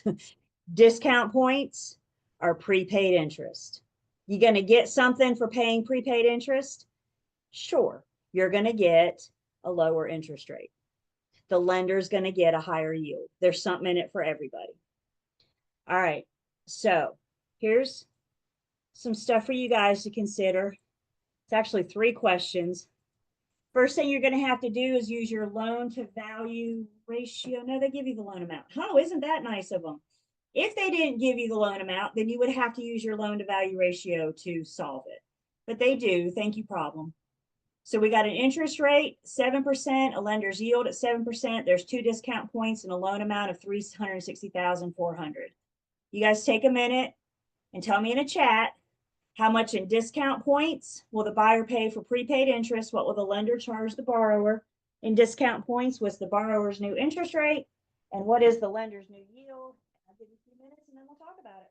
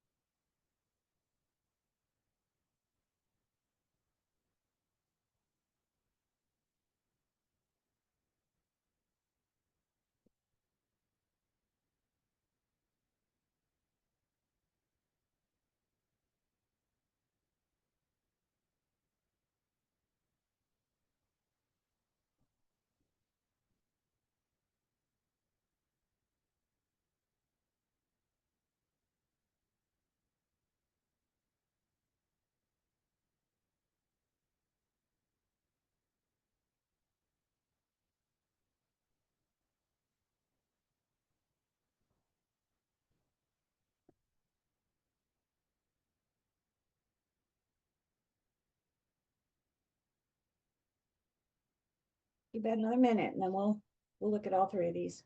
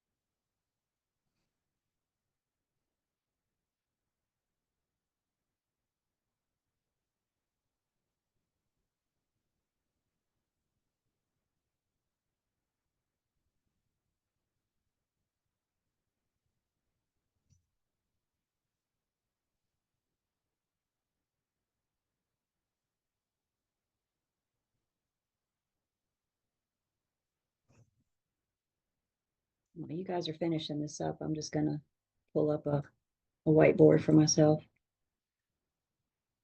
So I thought, hold tight.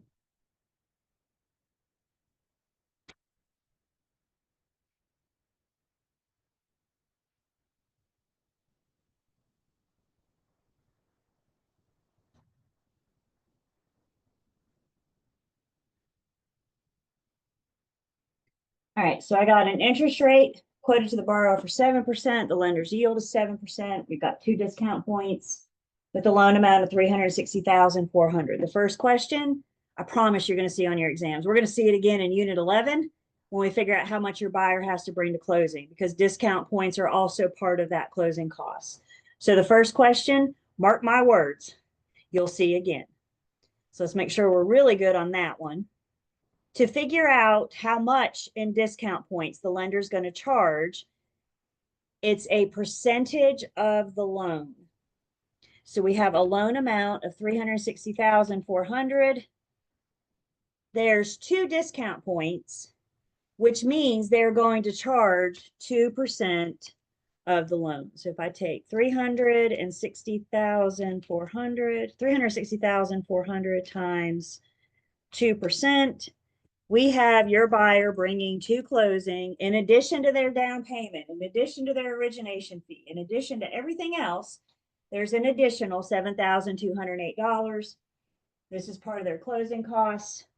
This is how much they will bring to closing for that prepaid interest. To me, that's the important math. Questions on that? It's a percentage of the loan.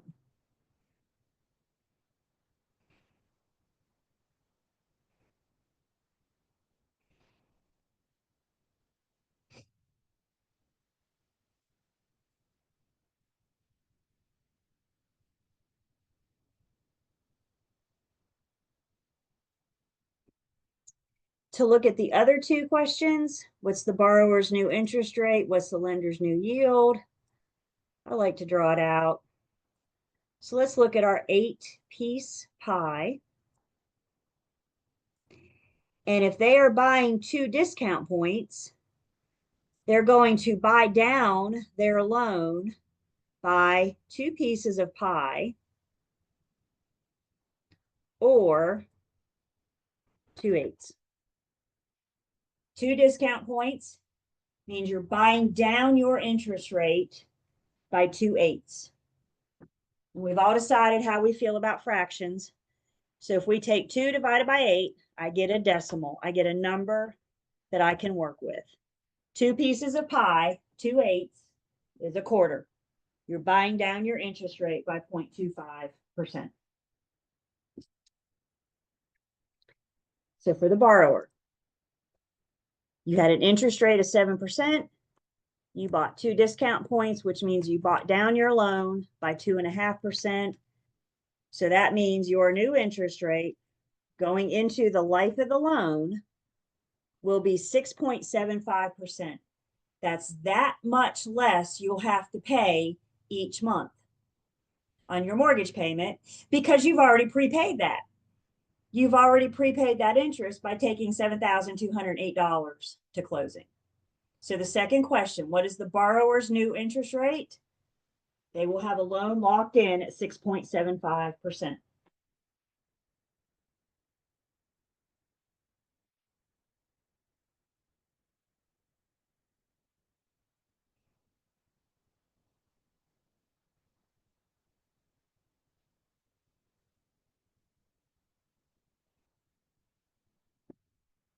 The third question then is, what is the lender's new yield? So if it decreases the borrower's interest rate, then it's going to increase the lender's yield. They had a yield of 7%. You bought 2 discount points, which means they can increase their yield by 0.25. So now their new yield is 7.25%, which is more attractive on the loan market, on the loan buying and selling market. It's a better product, which means the lender's going to get a better rate of return. They're going to get more money from your money. So the lender's new yield, 7.25%. And it's all because the borrower prepaid some interest. They bought those 2 discount points. Questions?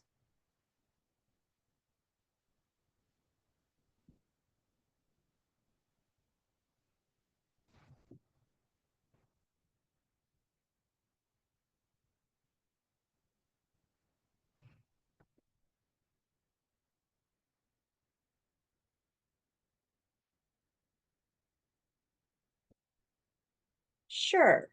It's been requested. So here you go. Let's do one more. Tell me in the chat.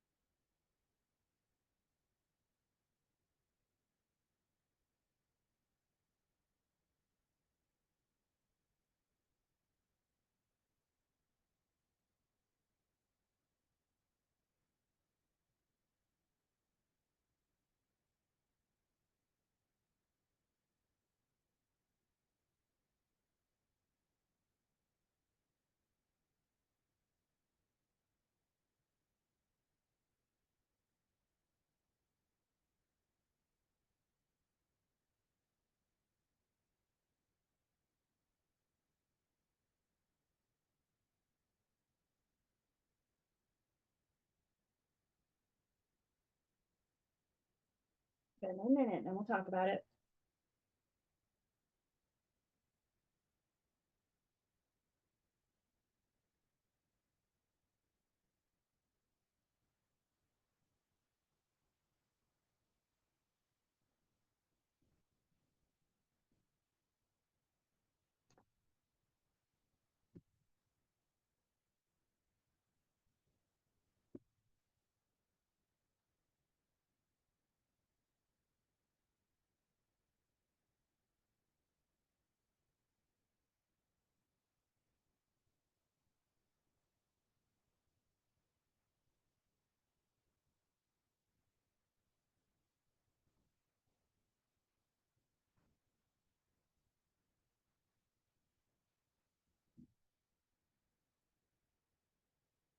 So let's see what we got here. I got a purchase price of 300,000 and the loan is 280,000. We got a quoted interest rate and yield of 5.5%. Borrower agrees to pay 1 discount point. First off, what do I care about? The purchase price or the loan amount?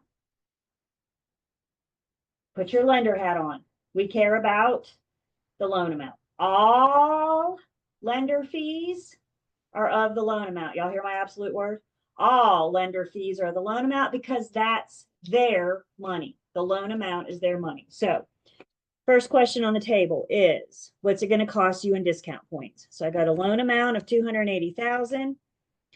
You're buying 1 discount points, which means you are going to prepay interest of 1% of the loan. 1% of the loan means you will bring $2,800 to closing as part of your closing costs for discount points.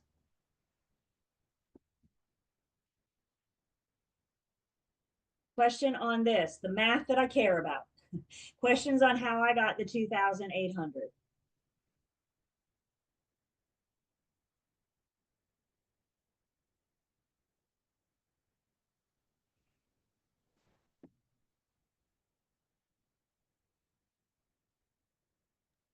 So the discount points, just for clarification, is when they ask how much will blank discount point the borrower so like 1, 2, that would be the percentage. That's They're going to want to know how much does this borrower have to bring to closing okay. as part of their closing costs. And in Okay. this case, That's the what's answer is going confusing to me. be Yeah. $1,800. Now we adjust the interest rate and the yield.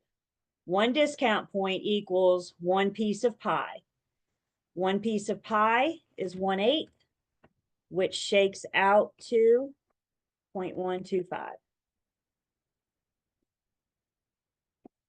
So the borrower has an interest rate. They've been quoted an interest rate of 5.5%, and they say, well, that's all right, but is there anything I can do to get a lower interest rate? They want a lower interest rate than what they were quoted. The answer from the lender is going to be discount points. So we have 5.5%. They bought 1 discount point, which means they've bought down their loan by 0.125%. So their new interest rate for the life of the loan will be 5.375%, which is going to shake out to a lower monthly payment because you've prepaid some of the interest that you owe the lender. So as a thank you, we're going to lower your interest rate to 5.375% for the life of the loan. The lender has a yield of 5.5%, and they're going to increase by 1/8. So once this buyer buys those discount points, the lender's new yield is going to be 5.625%. Does this math round or not? Like when you're, They say go out 2 decimal places. So this is what I can tell you about rounding. You're not going to miss a test question by rounding alone. So in other words, everything's going to be out 2 decimal places or 3, right? They're not going to give you 3.75 and 3.8. They can't do that. So you'll be able to round,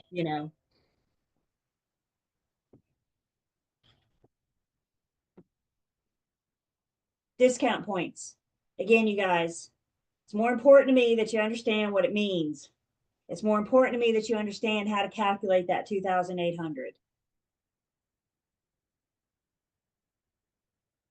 And you're not calculating interest rates.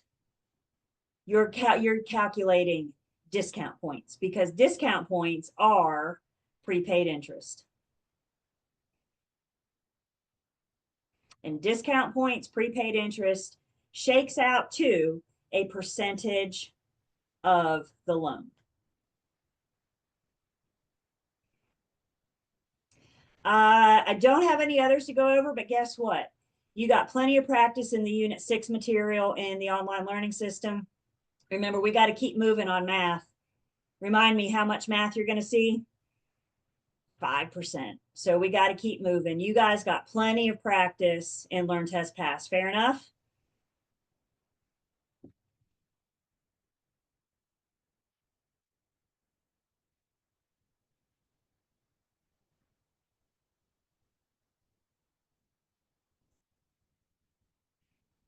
Well, I don't know why I did that because right out the gate, we're on to our next topic. And I'm not interested in starting a new topic just to go to lunch. So here's your teaser, not lunch. Not, well, I guess it is lunchtime if that's what you're doing, you know. But let's just take a break. And when we come back, we're going to talk about the different loan products. And we're going to start with conventional loans, going on to FHA and VA loans and some other loan products. But let's first take 10.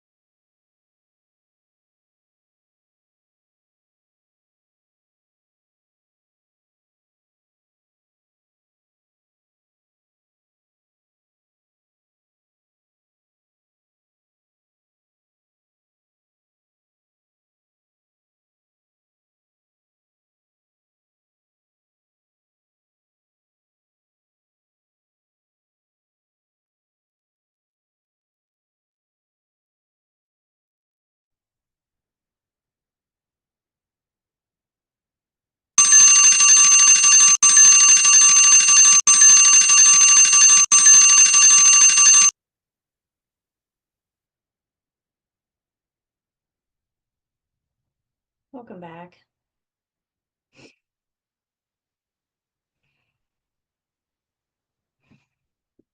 So cameras are on. I am taking attendance. And continuing on, I'm going to put the calculators down for a minute. We're going to talk about some loan types and the more commonly loan types, the ones that we come across the most often. So the first one of those ones that we're going to see is the conventional loan. With the conventional loan, let me say this. Some loan products, the government backs the lender. And what I mean by that is in the event of the borrower's default, the government offers a safety net. I'm here to catch you. I'm here to help you get out of this if our borrower defaults. Conventional loans do not have that government backup. They don't have that government security. So with conventional loans, the lender bears all the risk. They don't have a safety net in the event of the lender's default. So no government involvement with conventional loans. Because there's no safety net, there's often stricter credit standards to get a conventional loan. Conventional loans have a higher down payment required by the borrower, which means their loan to value ratios tend to be the lowest. The lender's giving the less amount of money on a conventional loan.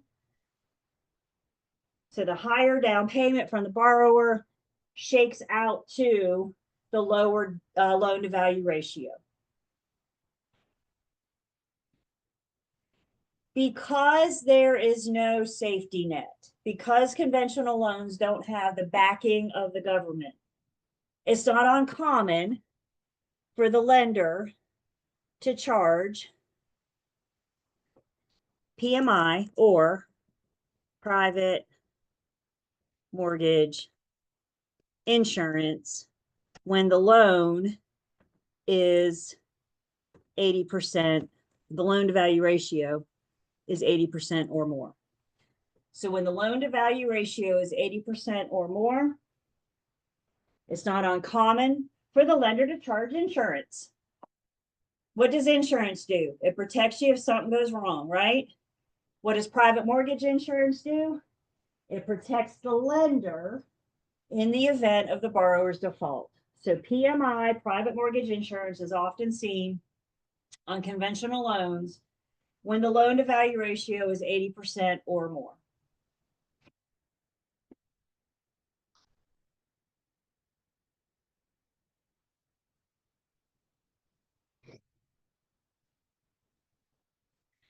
So there's no government insurance, no government guarantee, no government backing. And there's that PMI, 80% or more. Typically, most lenders, once you get your loan amount under that 80%, so you might be paying on this for, several years, but typically once it falls under that 80%, they will drop that PMI because the borrower is not as risky. Again, you guys, with our lender hat on, the burning question that the lender has is, if this borrower defaults, I sell their home, can I get my money back? So the lower debt you have, the better they feel about getting their money back. So PMI just gives them insurance until we get under that 80%, and most lenders will drop that. It's usually a very minimum payment that's rolled into what you pay each month as part of your payment. So conventional loan types, you can get a conventional mortgage, typically your first mortgage, if you are getting a conventional loan. Home equity loans and home equity line of credit, both of these are just borrowing against your equity. So if you have equity in the home, if you have some of your money in the home, sometimes homeowners take out a second loan or a third loan and borrow against the equity they have. So they can do things like pay down debt, pay some major medical expenses, maybe student loans, whatever. Maybe they want to do some renovations. Maybe it's time to update the bathroom and the kitchen and they need cash. So they invest in their home. They borrow against their home and open up this home equity line or this home equity line of credit. Typically mortgage or conventional loans. Because we have a lower loan to value ratio, that means there's usually more down payment. Remember, if 80%, even if you're bringing 80%, you're still, or your lender's bringing 80%, you're still paying 20%. The more you can bring, the better you look to the lender. The more you can bring down payment, the lower their loan to value ratio, and the more secure they feel. So with a conventional loan, this is security for the lender because you're bringing a higher down payment. What did we just see for veterans loans? How much do we see? They have to bring in some cases? 0. Isn't you bringing 20% more assuring than them bringing nothing at all? So conventional loans, because there's a greater down payment, and we'll talk about VA more in just a second.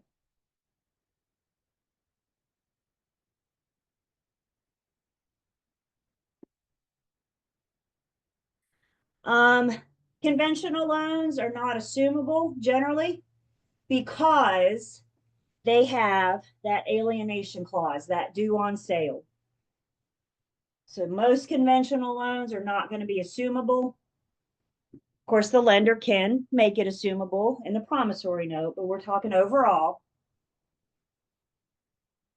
And the reason they're not assumable, the reason the buyer can't take on the seller's loan is because that alienation clause, remember we also call that the due on sale. So the whole note will be due when you sell the property.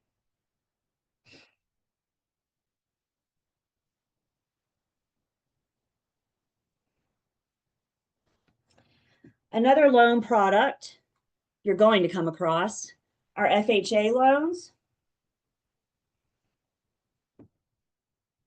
These allow a lower down payment. Qualified buyers for an FHA loan can buy a home with a down payment starting at 3.5%. There's more risk for the lender, right? Again, your 3.5% is cute and all, but you're asking them for 96.5% of the purchase price, your loan amount. And the reason lenders will do this, the reason that they will allow for eligible borrowers a 3.5% down payment is because FHA loans are insured by the government. Let's talk about that word insured. The FHA, the government doesn't offer insurance. They don't offer homeowners insurance.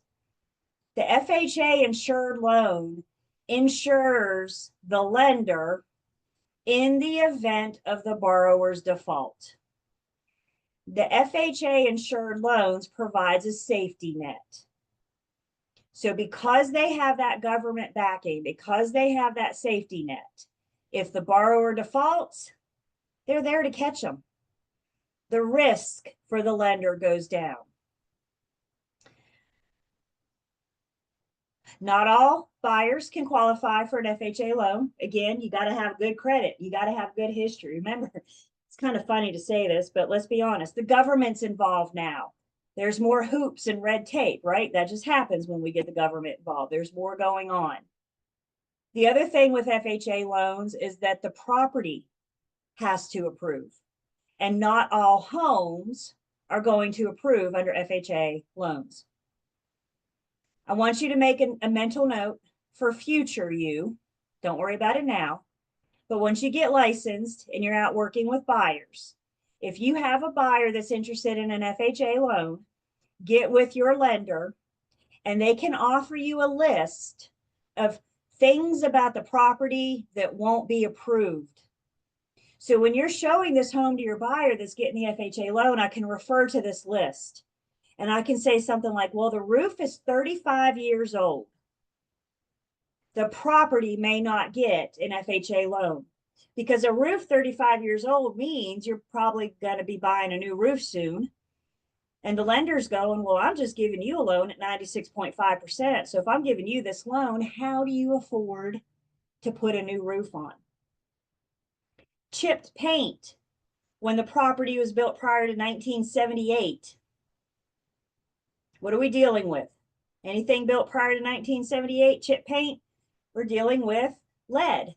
That may not get approval through the FHA. So again, for future you, there are lists out there that you can access. So when you're in the home with your buyer, you can say, I don't know that we'll get FHA approval because of these conditions. Everybody good with that?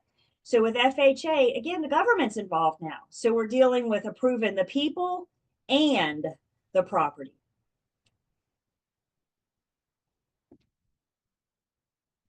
So FHA loan is overseen, I don't know. Who oversees the program? It's HUD, Housing of Urban Development.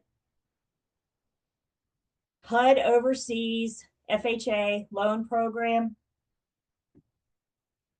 And again, understand, the lender makes the loan. The lender sets the interest rate. The lender determines the term. The FHA is just offering a safety net to the lender. So the lender makes the loan on their own terms, their own policies. The FHA, HUD does not regulate the loan product. They just insure the lender in the event of the borrower's default.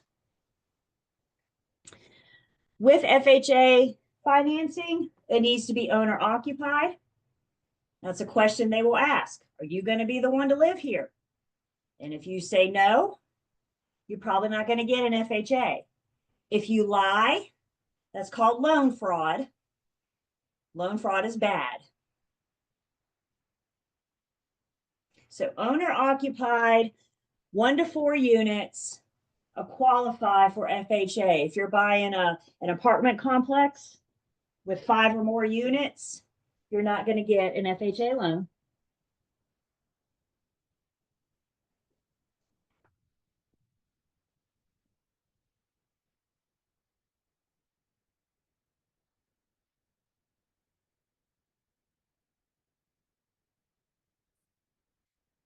So the bank loans the money. Again, the bank setting the terms, the bank's determining the interest rate, the length, and all the provisions about the loan.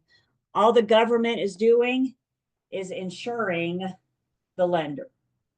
It's called an FHA insured loan, and they're offering a safety net to catch the lender in the event of the borrower's default.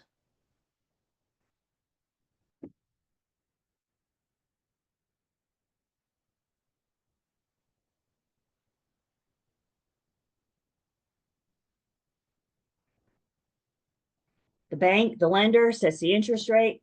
They determine the bank fees. So what's the origination fee, discount points, all that is from the lender. Remember what we said, you guys, all lenders are different. They're kind of like real estate agents. They have a governing body that gives them parameters that they can work, teaches them to stay in their lane, teaches them their speed limit. But within the lane, within the speed limit, the banks are free to do what they want to do. The FHA does not regulate their fees and their interest rates.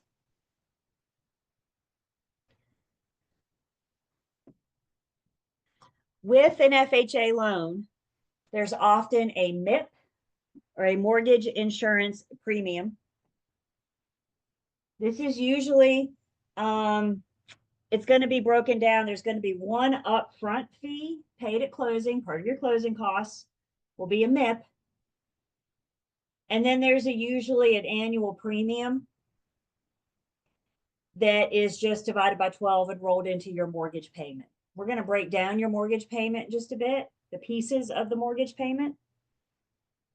And if you have an FHA loan, one of those payments, one of those things that you're paying towards every month will be the MIP for the life of the loan. And again, it's usually not that much. That's math we don't have to figure out. But it's usually low, usually very comparable Because remember, you just got a 96.5% loan to value ratio.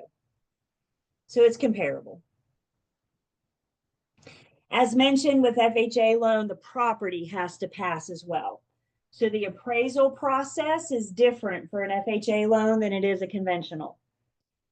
With an FHA loan, the appraiser can require certain repairs.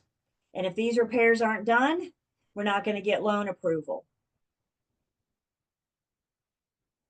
So the appraisal process is stricter than a conventional loan. Repairs may be required. Again, the seller doesn't have to fix anything.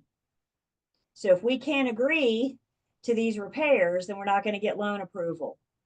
See why I want you guys to have that piece of paper when you're showing these buyers? To let you know the little red flags, let you know the things to be alert. By the way, listing agents, when you're getting ready to list a property, why don't you get your hands on that FHA list so you can tell potential buyers if an FHA loan is a possibility.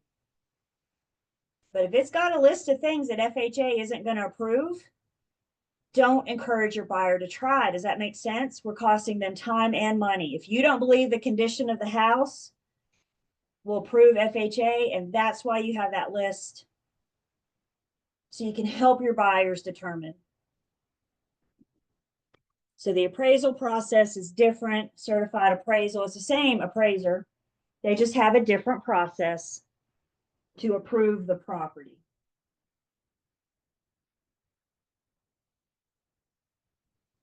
With FHA loans, the lender cannot charge prepayment penalties. With an FHA loan, they can't.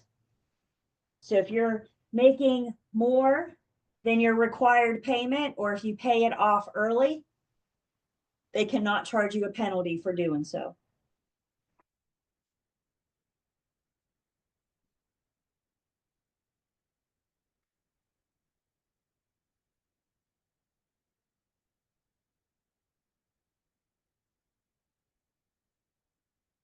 So probably the three that we see the most common out in the real world: conventional loans, FHA loans, and VA loans.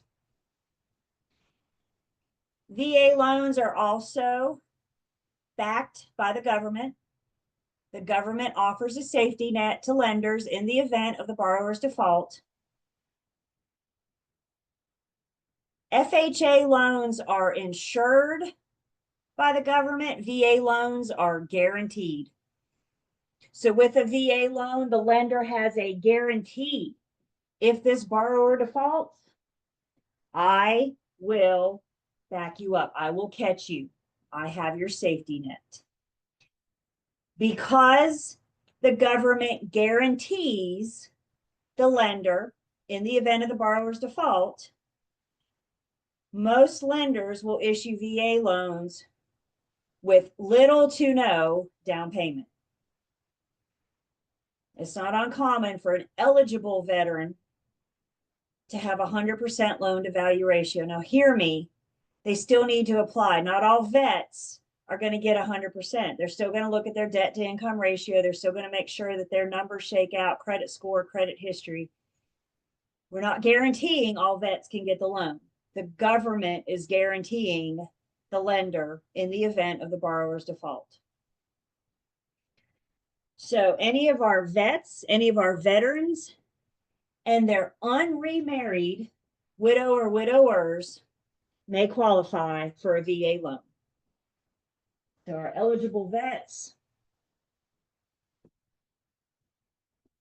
and their unremarried widow or widowers may qualify for a VA loan. Still have to get approval, still have to go through that process.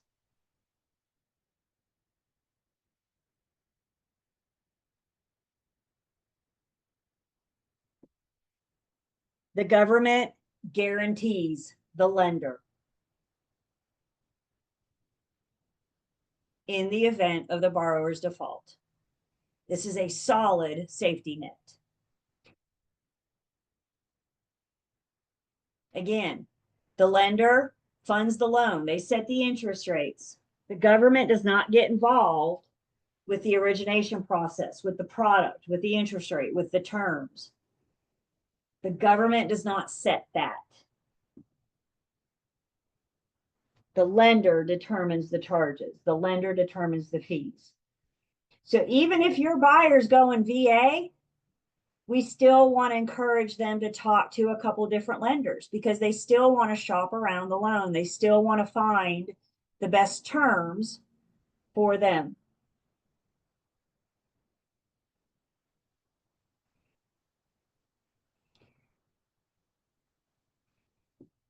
In order to get a VA loan, it's got to be owner occupied. They're going to ask you, are you going to live here? If you say yes, will this be your primary residence? Owner occupied and 1 to 4 units. So an apartment building, a 5 or more unit building will not qualify for VA. Your vacation condo at the beach, you're not going to be able to get a VA loan unless you're going to live there.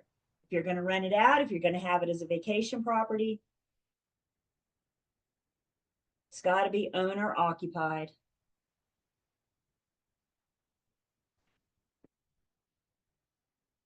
So the lender makes the loan, they set the interest rate, the fees, the charges.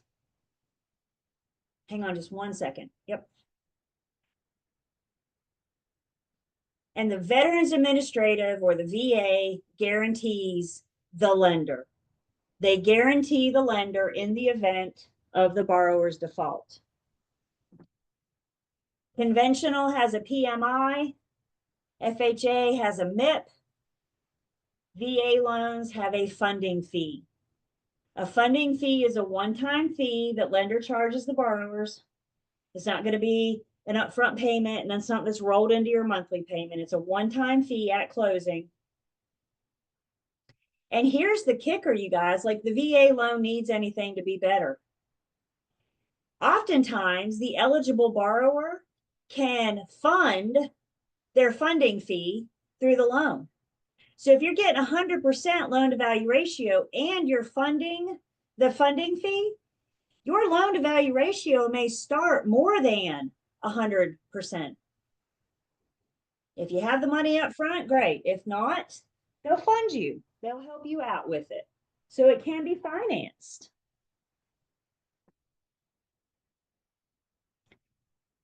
Each eligible vet has a certificate of eligibility. And the certificate of eligibility tells the lender how much the government will guarantee them. It's the veteran's entitlement. So you're applying for a VA loan. One of the first things you're going to do is apply for a certificate of eligibility. And what that tells everybody is how much house you can afford. Veterans only get one certificate of eligibility at a time. So as long as that loan is out there, that certificate of eligibility is still out there. Now, somebody just asked, could you use more than one loan if you're an investor? And the answer to that is, what does your certificate of eligibility look like? And remember, VA loans have to be owner occupied. So if you're buying investment properties, you're not going to be able to use a VA loan. If you're buying investment properties, you're probably going conventional or cash, because VA and FHA have to be owner occupied. But with the VA loan, everybody gets one certificate of eligibility at a time. When it's paid off, you can reapply for another certificate of eligibility, one at a time.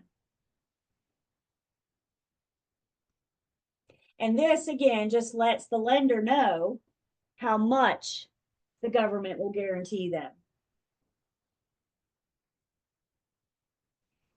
And when that loan's paid off, you can apply for another certificate of eligibility. If you have that owner-occupied home and you want to buy an investment property, now you're going conventional. So you could have several different loan products out there. The other thing about the VA, very similar to the FHA, the appraisal process is stricter. The appraisal process is more, the property has to approve as well. And what the appraiser issues for the appraisal process is a certificate of reasonable value. So again, talk to your future you, talk to your lender, and there's a list. It updates sometimes, but there's a list that'll tell you, 30-plus-year-old roofs, chip paint, conditions of the property, may not get VA approval. So again, listing agents, before you advertise this home can get VA approval, you want to get your hands on that list as well and make sure you don't have any red flags that pop up.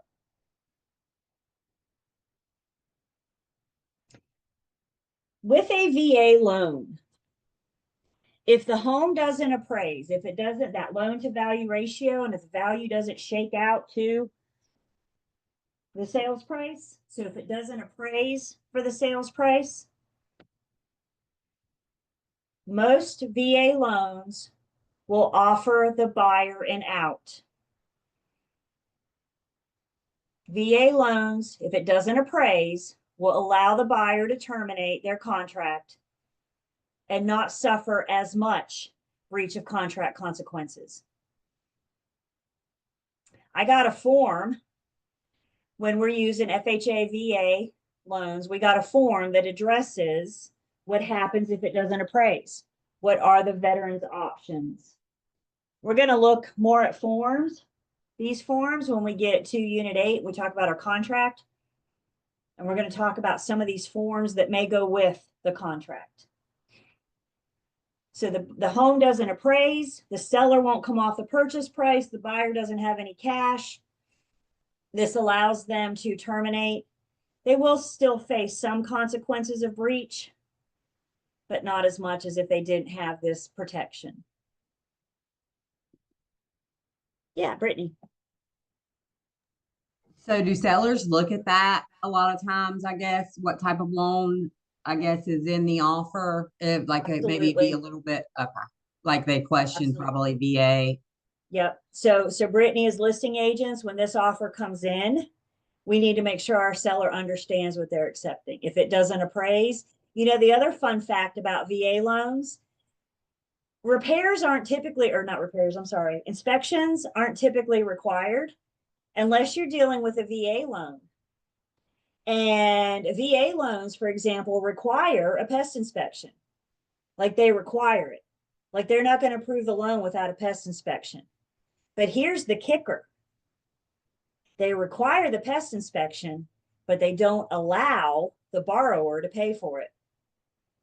So if the buyer's not paying for the pest inspection, who's up? The seller. Listing agents, is that something important to go over with your seller when the offer comes in? If you accept this, they could have an out on the appraisal. You will be on the hook for the pest inspection. Well inspection, septic, if it's on an on-site septic example, for example. So there are certain inspections that the VA requires. And again, we just need to, and it all comes down to the big picture. What's the offer price? What's the money? So if the seller's not comfortable with paying the pest inspection, they just renegotiate the purchase price. Let's get the seller more money, right? So there's ways around it. But ultimately, no matter what type of loan product you're dealing with, the buyer and the seller have to agree. They have to agree on the terms. A lot of sellers are veterans as well. So they have a soft spot in their heart, right? They rather work, they rather sell their home.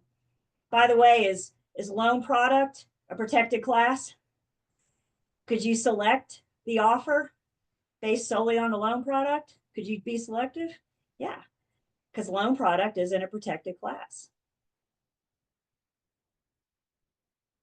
I'm getting to that. Yep. Hang on just one second. So again, with a VA loan, the bank sets the rate, the bank sets the fees. Please, please, please don't ever allow yourself to believe that the government sets the fees, that the government says, this is how much a loan origination fee you're going to charge. That's not what they're there for. They're there to offer a safety net to the lender in the event of the borrower's default. VA loans also are not allowed to have a prepayment penalty.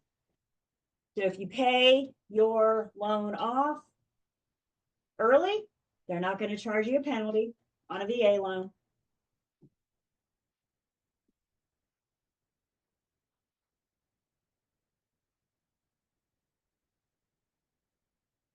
The other thing about a VA loan, same thing with FHA.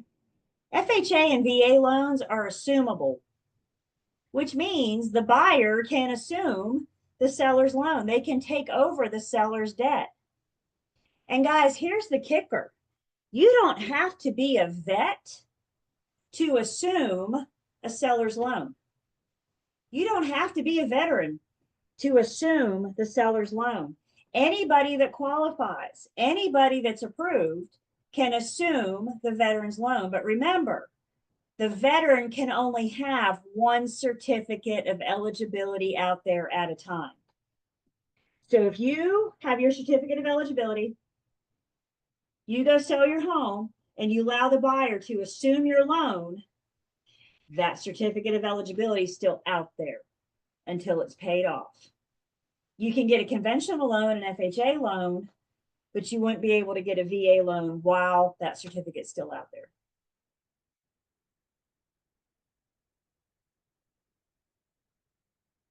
So to sum it up, again, the three you're going to see most often in the real world and the three that are the most testable are a conventional loan, FHA, VA loan.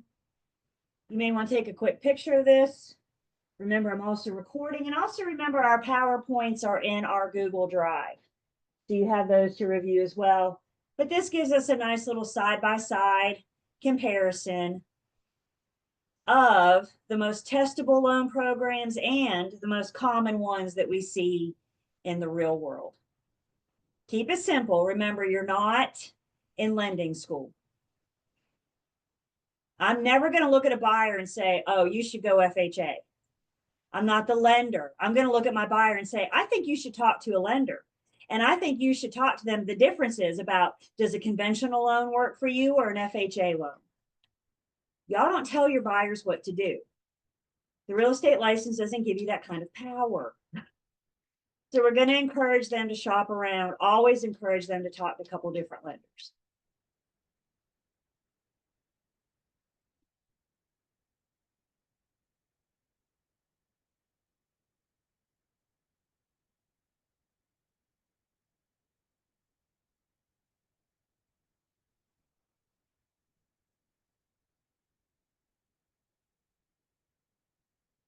Another type of loan we might see out there, or financing that we might see out there, is something called a purchase money mortgage. A purchase money mortgage is just seller financing. Please write that down. A purchase money mortgage is seller financing. And with a purchase money mortgage, the buyer buys, the seller sells, and the seller is acting as the lending institution. The buyer's making the monthly payment straight to the seller. We're going to agree on the terms, the interest rate, the length, how much each month. We're going to agree to all those terms. And in the end, once you buy the house, instead of paying Bank of America, you're going to pay the former owner. You're going to pay the seller. Is there risk involved for the seller? Yes.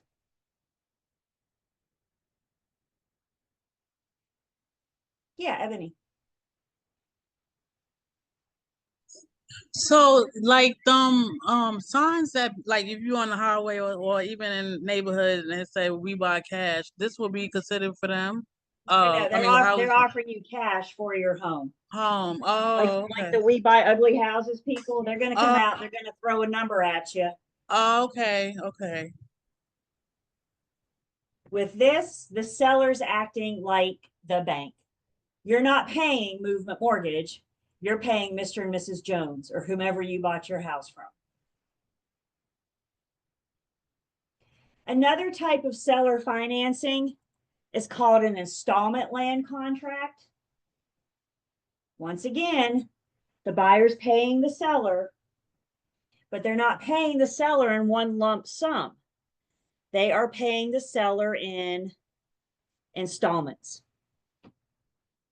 An installment land contract, it's like buying a house on layaway. We know how layaway works, right? You get what you want, you take it to the counter, they check it all in, they say this is how much you owe. You go in about every couple weeks or so and make the payment. And once you've made the last payment, you get the stuff. And that's exactly how an installment land contract works. So real quick, before I hit questions, I might answer some. Hang on. The difference in the two is when the deed changes hands. With a purchase money mortgage, the deed changes hands at closing. With an installment land contract, the deed changes hands when the last payment is made. Installment land contract, you're buying a home on layaway. And when you make that last payment, you get the deed. Purchase money mortgage, the deed changes hands at closing. Both of them are owner financing.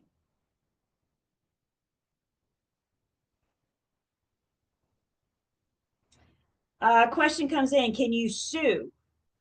If they default, then you can start the lengthy and costly foreclosure process because you are acting like the lender. So can you go after them in the event of their default for either one of these? Yes. And all that's going to be agreed to up front before we enter into a purchase money mortgage or an installment land contract.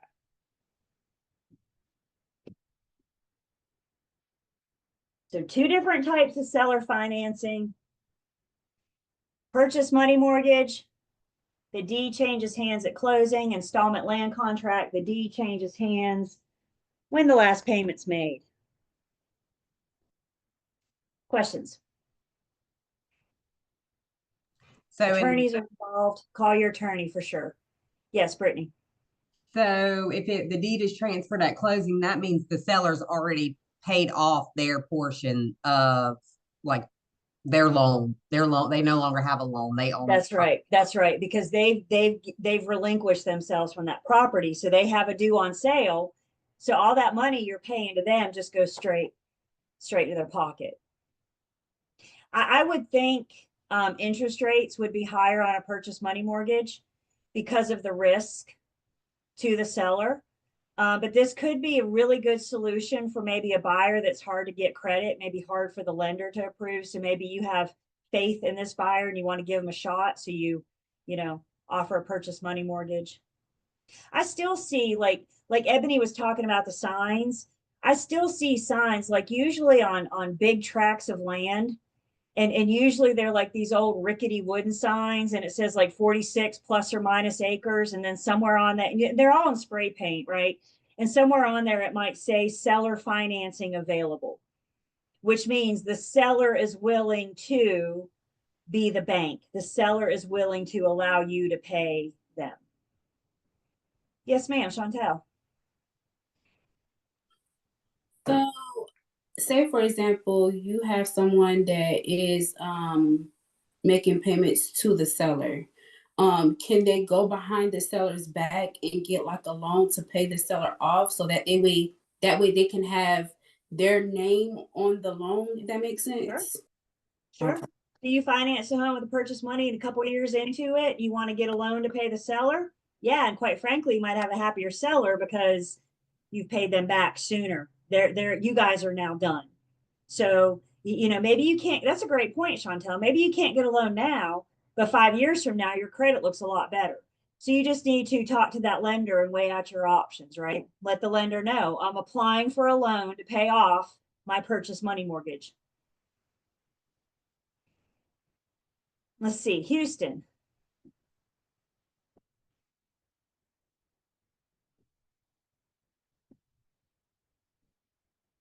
I think you're on mute. Is the person going to like on the installment land contract? Does the person like obtain the property when they do the contract? Oh yeah, they're living there. Okay, Either one of these, you're living there. okay. Yep, you're there. It's just like your normal, except you're not paying a bank. Okay. You're paying a seller. That's Let's why see, you I got could a sue. question in the chat. I'm sorry. I'm getting questions in the chat. Are these like lease to own? No, lease to own is different. With lease to own, you pay rent. A portion of the rent is applied to the sales price. And after an ever agreed upon amount, then I buy your home for the difference, for the balance. But with these, it's the seller is Bank of America. The seller is Wells Fargo, and you're just paying them directly. Lease to own, you're paying rent for a couple years maybe, and at the end of those couple years, you're going to purchase the home. Some of that rent can hopefully be applied to the sales price, applied to the purchase price.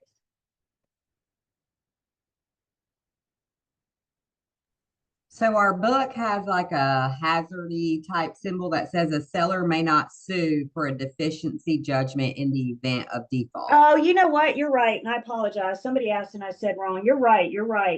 Sorry, Houston. Because they can't go after the deficiency judgment. Now they can go after the foreclosure. They can go after the property, but they can't go after the deficiency judgment because they're already standing in line in lien priority with their hand out. I'm sorry. Thank you. But you can go after the foreclosure in the event of default. That's what the seller has to protect themselves. You just can't do that deficiency judgment.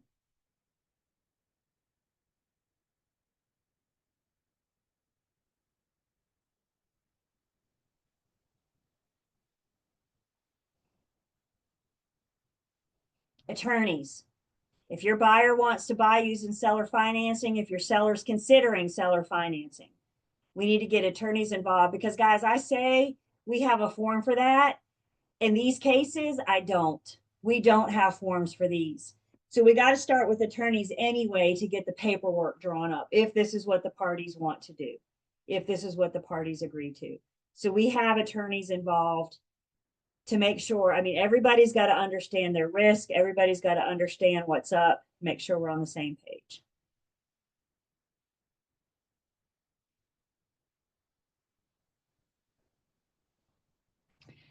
Another loan product that we might see out there, and it's probably more common of the less common one, is our USDA loan. What do y'all think of when you see USDA? What's the first thought that comes to your mind? Yeah, if you just thought of a big juicy steak, you're my kind of people. Right? USDA is our agricultural, it's our farmland. So USDA loans are for rural properties. Could be agricultural farmland. It could just be properties outside of the city limits in rural areas. Whether or not it applies for USDA is going to depend on the population. Rural areas only. So USDA also has a map. When you're working with that buyer on a USDA loan and they want to go see 123 Main Street, first thing I want you to do, future you, is go to USDA's website, plug the address in, and a map will pop up to tell you if it's in a rural place or not. The kind of yellow areas do not qualify for USDA loans. So once we get out of Winston, Greensboro, Charlotte, Raleigh, Durham, once we get out of those areas, much of North Carolina is eligible for USDA. USDA loans are, again, for agricultural, for our farms, but they're also for low to moderate income families looking to buy in rural areas, looking to buy outside. USDA loans may offer little to no down payment as a way to help, again, lower to moderate income families. They may also offer longer repayment terms. So they may take a 30-year loan and stretch it out into 35 years. And by doing that, that allows for a low monthly payment. So where the property is located, income is important. If they're not low to moderate income, then they're not going to qualify for a USDA. If we're downtown, they're not going to qualify for a USDA.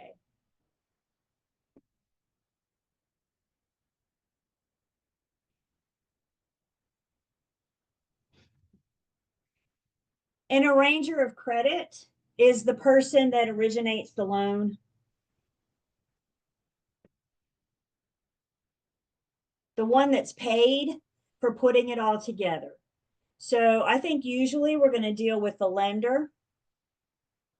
But sometimes you have mortgage brokers, and mortgage brokers connect lender to borrower. Mortgage brokers connect the two. And if the mortgage broker arranges it, then they're the ones that they'll be paid a fee. That's all part of the costs, the closing costs and the origination fees and all that. But the arranger of credit is just the one, the loan originator, that arranges that credit, tries to get the better deal for the lender. I'm sorry, for the borrower.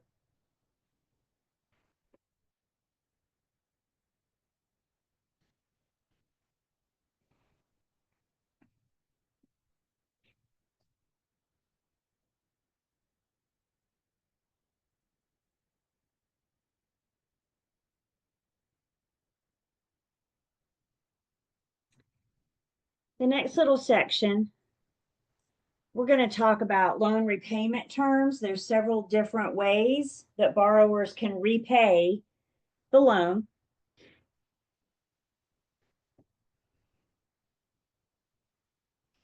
Probably the most common loan repayment term is a fixed rate. A fixed rate could be a 30-year loan, could be a 15-year loan. The term doesn't matter. But with the fixed rate, remember when we see the word rate, what we really need to see is interest rate. So once that interest rate is locked in on a fixed rate loan, that interest rate is the same for the life of the loan. It'll only change if you refinance. So the fixed rate means your interest rate is locked in. Fixed rate is probably what we see the most common. So the reason a borrower may choose a fixed payment is because you know what your payment is going to be every month. That's part of the assurance of having a loan, is you know what that payment's going to be. And also with fixed rate loans, they're amortized. If you amortize a loan, that means you're going to make payments on it throughout the life of the loan. And once you make that final payment, or let me say this, with the amortized, it's the same payment every month. If it's fully amortized, when you make that last payment, your balance is zero because you've been paying off for the term. If you have a partially amortized loan, you're still making equal payments. That's what amortized means. Same equal payment every single month. But with a partially amortized loan, once you make that last payment, you still have a balance due. And you know, going into this, you've been paying on this for 15 years. And you know, when you make your last payment, you're going to have a balance due. And that balance due is referred to as your balloon payment. A balloon payment says you've paid it all off. Okay, I'm getting ready to show my age. Anybody remember payment coupon books? Thank you. They send you these things in the mail and you tear it off and you write a check and then you'd mail the coupon and the check back to the lender. You did that every month. I just said all sorts of old things there, didn't I? Coupon, check, mail, right? But that's, you know, how we used to have to do it, right? So you tear off that last payment coupon and you either have a balance due or you don't. And that's the difference in a fully amortized versus a partially amortized loan. With amortized, again, it's equal payments. You're paying the same every month. So where are my homeowners on the call? My homeowners on the call right now are going, Julie, I know for a fact that sometimes my mortgage payment changes.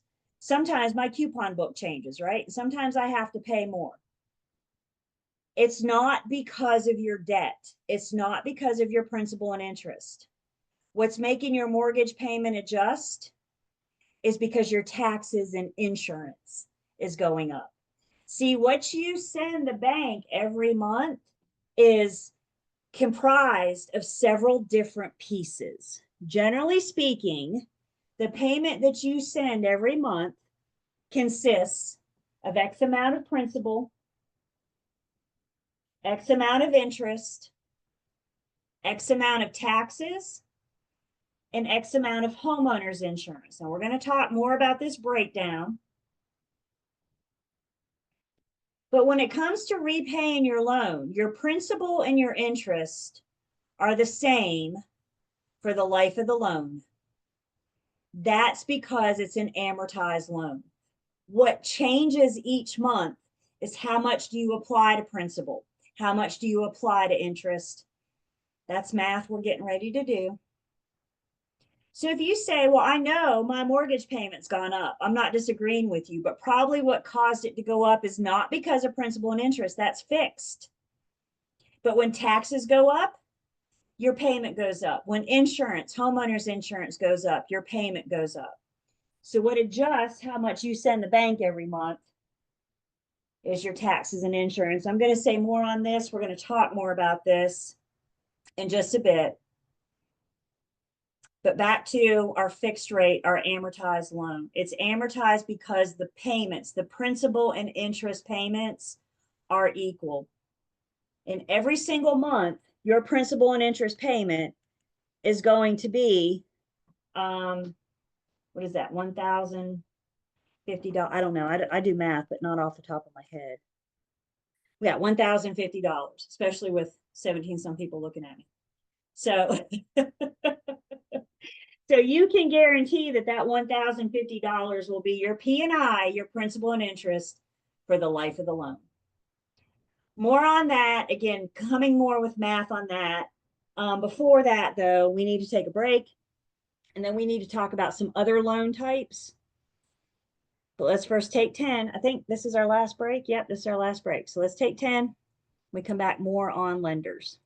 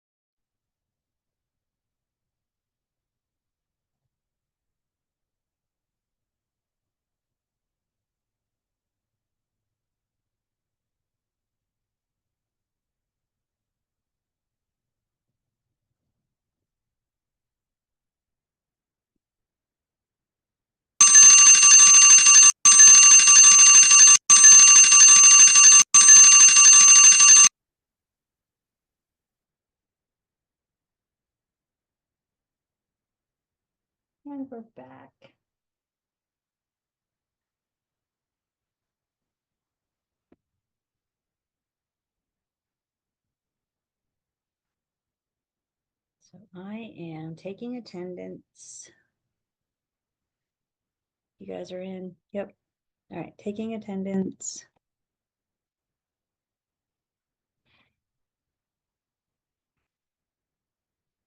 So more on the pieces, more on this. Right now, let's talk about our other repayment options. Again, the one we see the most common is the fixed, referring to the interest rate.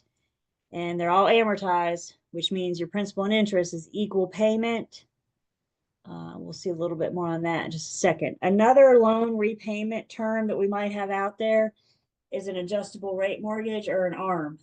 Again, when we see that word rate, we see interest rate. So with an ARM, your interest rate is going to adjust. It's going to fluctuate throughout the life of the loan.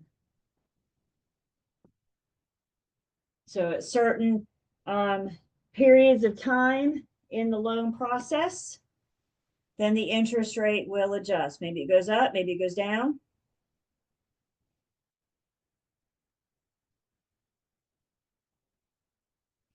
There's usually some kind of cap on the ARM that says your interest rate can never go above this.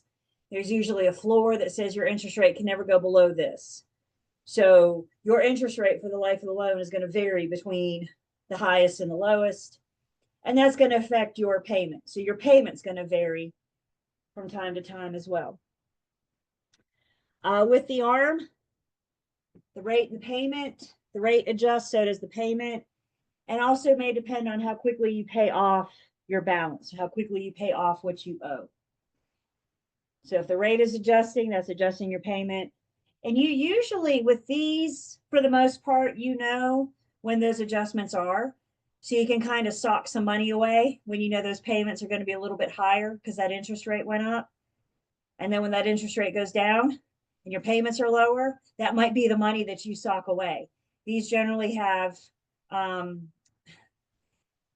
better interest rates within the highs and the lows. But again, just another product that your buyer may consider if they want to know about it. We'll have them talk to the lender, talk to them the ins and outs. Another repayment term, when you make that last payment and you still owe money, what you're dealing with is a balloon payment.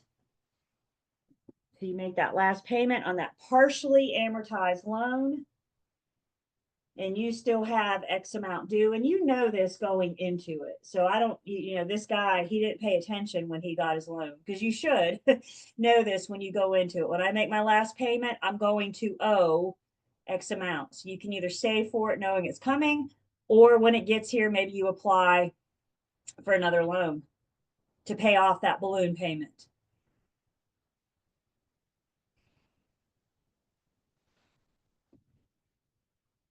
Another loan repayment product is an interest-only loan with some other names, term loan, straight mortgage. But the interest-only loan tells us that's all you're paying. All of your payments are solely on the interest. Think of these as short-term loans, maybe 3 years, 5 years. I think a good candidate for an interest-only loan is a developer that's purchasing several different lots to subdivide and build on and sell the property. So they can buy the land using an interest-only loan. So every month you make your payment, that's all you're paying is interest, which means when you make that last payment, your balloon payment is the principal. It's how much you borrowed. Again, short-term loans. I think developers are really good candidates for this. Because by the time, 3 to 5 years, by the time they are selling properties, then they'll be able to pay this interest only off. Another loan product or loan repayment product is a construction loan. These are very risky for the lender. Very risky for the lender. Think about it. Y'all are standing on dirt and you're asking for money for your dream. You have an envision of your new construction. You're asking for money for a product that doesn't exist yet. So with construction loans, the lender has a lot of risk. And often what the lender will do is issue the loans in draws. So at certain periods of the construction process, they'll give you more money to make sure that you're still building. So it might be once we get the studs up, we're going to come out and inspect it, see how things are going. And then we'll release the next set of funding for the next phase of construction.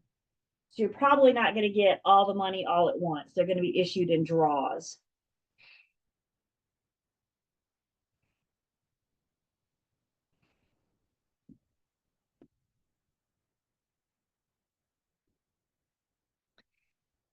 Another loan repayment is our graduated payment loan. With these, your payments are low. And then as time goes on, they graduate. So you start with low payments. And usually at a pre-designated point in time, after year 3, your payment's going to go up. After year 7, your payment's going to go up. I think a good candidate for graduate payment loans would be the startup business.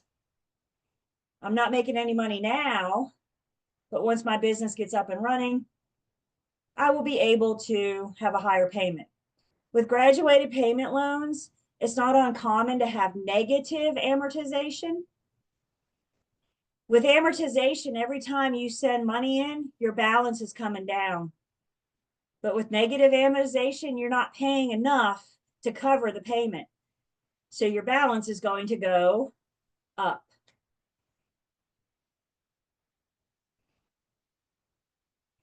Until you reach that threshold, start making the payment, and then you start seeing the balance come down again. Startup companies, startup businesses.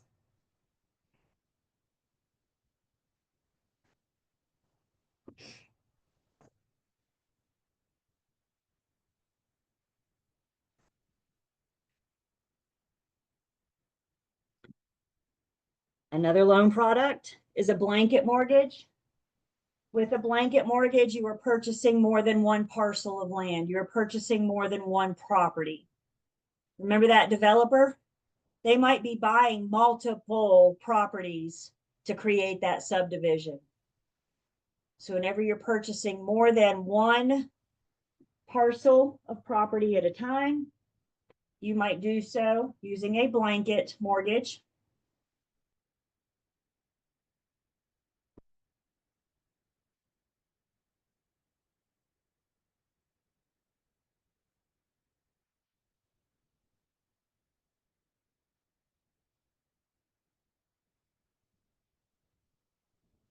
Another loan product is a package loan.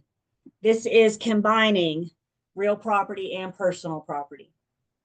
So maybe you want to buy the furnished condo at the beach. You would buy that condo using a package loan, real property and personal property.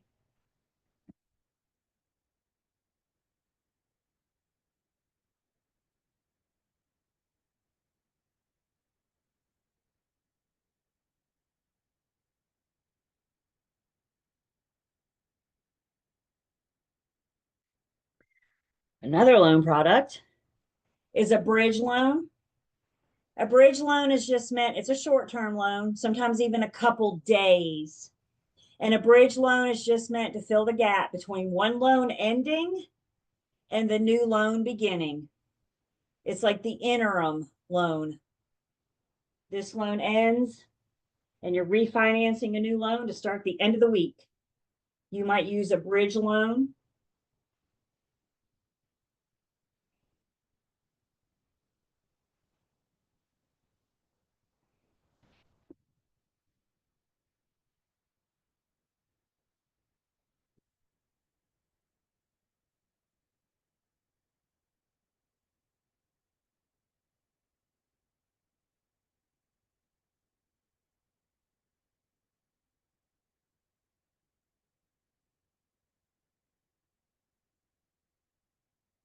Another loan product is called a reverse mortgage. And this is exactly how it sounds. Instead of you making payments to the bank is paying you. So with a reverse mortgage, you have to have this thing paid off. You got to have lots of equity. And in some cases, the reverse mortgage can help some of our seniors stay in their home. Reverse mortgage can help supplement their income, their Social Security, or their Medicare or Medicaid. So in order to qualify for a reverse mortgage, you have to be 62 or older. And you have to have some money in the bank. You have to earn the home. You have to have equity. So now they're sending you monthly payments. And when you go to sell the home, then that'll come off of what you owe them. That'll all shake out at the end. You guys might have seen commercials. The current spokesperson for reverse mortgages is Tom Selleck. Have you guys seen these commercials? Did that make you feel old? Every generation has a story about Tom Selleck, don't we? From Magnum PI to Friends to Blue Bloods. It just depends on. But he is the current reverse mortgage spokesperson. And again, it could just be a way for our seniors to help supplement their income.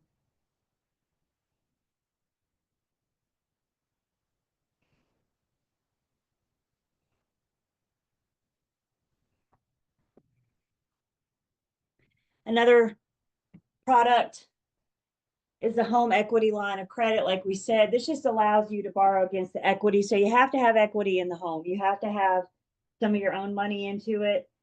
And this allows you to borrow some money, some of that equity in that line of credit. And then you will pay that back, pay yourself back in that equity. These are good to pay off debt, maybe some large medical bills, for example. Maybe you want to do major renovations. Maybe it is time to update that kitchen and that bathroom. So you might borrow against your equity to get that money to do those updates.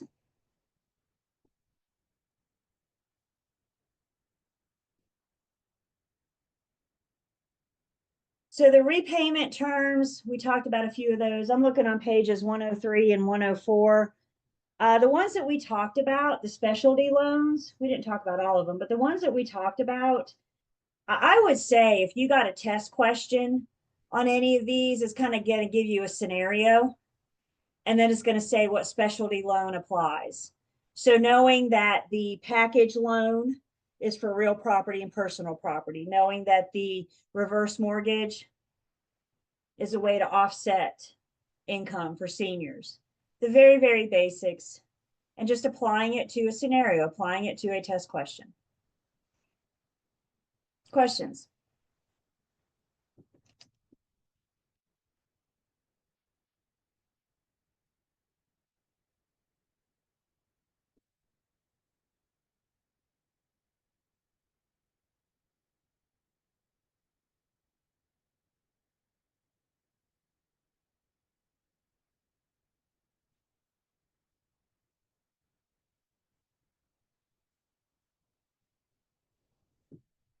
So let's see. Let's do a quick review of where we've been. How do we calculate the loan to value?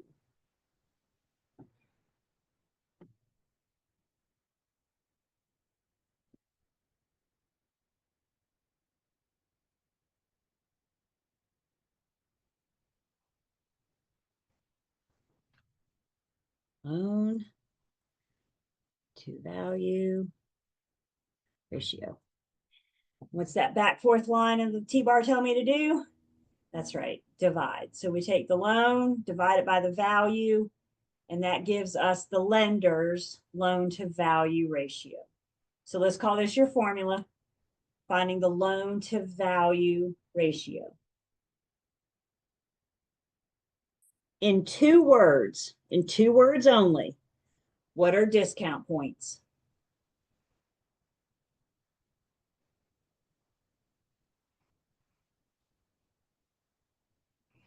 I'm seeing mouths move. Keep it simple. Discount points are prepaid interest. Two words, prepaid interest. That's it. Don't try to make them more than what they are. Discount points are prepaid interest. Why are they paid? Through the eyes of the lender, it increases their yield. Through the eyes of the borrower, it decreases their interest rate. Again, the lender may require it, or the borrower may ask it. They may not come out and say, can I pay discount points? But when they say, how can I have a lower interest rate? The answer is going to be discount points.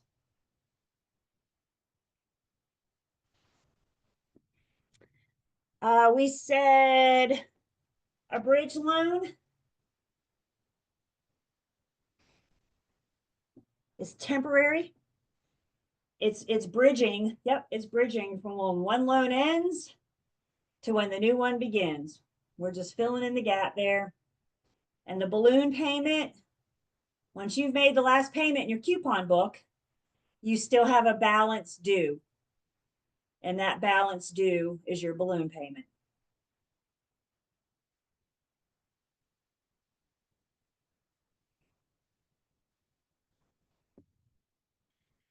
Which one has the lower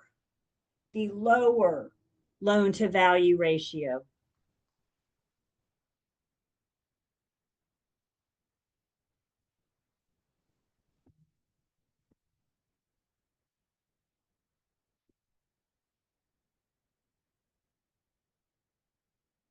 Yep. Got you guys coming at me in the chat. And the lower loan to value ratio is the conventional loan. The conventional loan requires less money from the lender. Remember, loan to value ratio is through the eyes of the lender. So the lower the loan to value ratio, the less risky the lender is, or the borrower is. And then the mortgage or the deed of trust, depending on what state you're standing in, and the promissory note. The promissory note is the IOU. It's the promise to pay the lender back. The mortgage or the deed of trust is the security instrument. It's the collateral that the lender has in the event of borrower's default.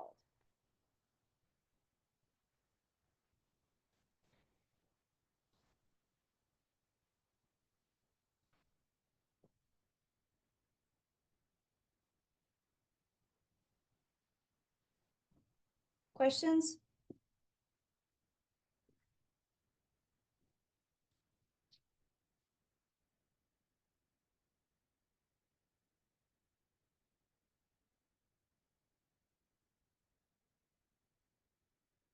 Anybody ready to sign up for lender school? Anybody intrigued? Not yet. Some of you are adamantly shaking your head no at me. I see you. Again, if you if you ever get interested, just remember, you guys, one thing at a time. So let's get your real estate license first, and then you can see about. And the other good rule of thumb I have, or everybody has, one hat per transaction. So if you're a real estate broker and you're a mortgage lender, you got to decide what hat you want to wear in that transaction. Makes sense, right? We don't want you having multiple hats, multiple roles. So if you do want, again, I know plenty of lenders that also have their real estate license as well, and vice versa. But you would kind of have to decide where you want to go, how you want to proceed. But that's just a good rule of thumb in general. One hat per transaction. That keeps us out of trouble. It helps keep us out of trouble. All right. Moving right along. Lots of math. Comes with financing, right? So we're going to talk more about that monthly P&I, that principal and interest payment. We're also going to talk about your principal and interest taxes and insurance payment.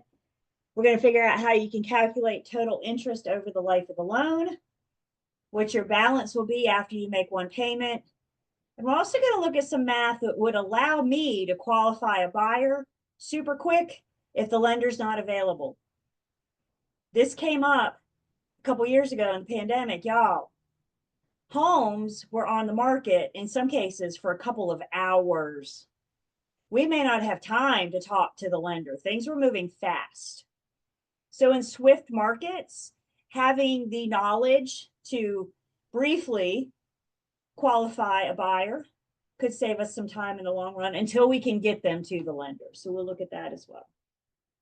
So obviously we're not going to get through all the math today, but we'll do what we can, and then we'll know where we're going to pick up on Thursday. So we'll talk about Thursday before we leave today.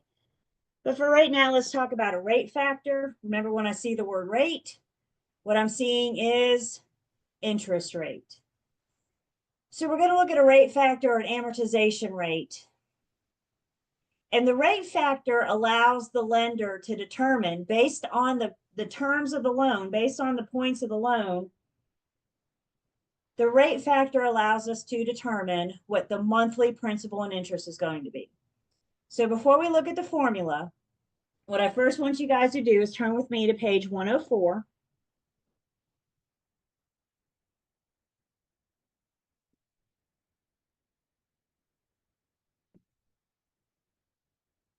And on page 104, we're looking at a amortization chart or a mortgage factor chart, kind of one of those things that's used interchangeably.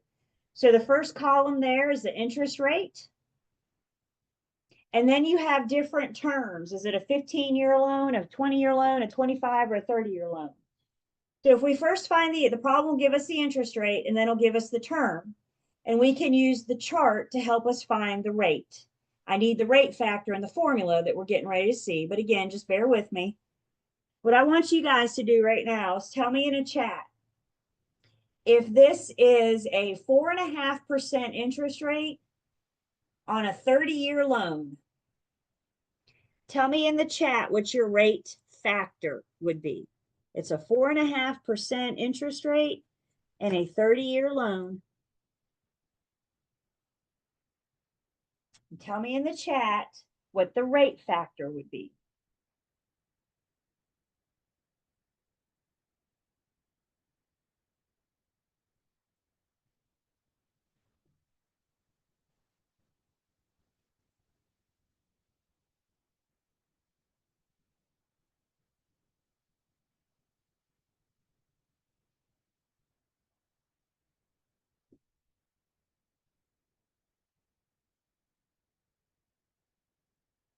Okay. So we're going to use our finger sliding skills. So everybody take your finger, and we're going to go to the first column on the annual interest rate, and we're going to slide down to 4.5%. And then we slide over to the right under 30 years, and we see a rate factor of 5.07. Does everybody see that? Here's the deal. If the problem does not give you the rate factor, then it must give you the amortization chart for you to find the rate. You do not have to memorize this chart, but you need to know how to use it. So the problem gives you an interest rate. The problem gives you the term. We need to find the rate factor of 5.07. Questions so far?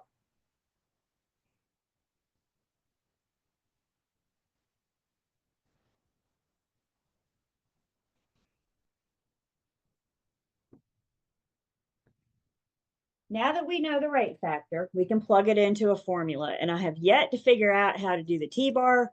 So this is a formula that we just need to know.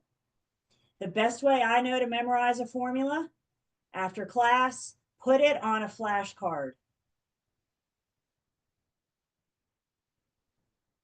So to find, through the eyes of the lender, the borrower wants to know, what is my monthly principal and interest payment?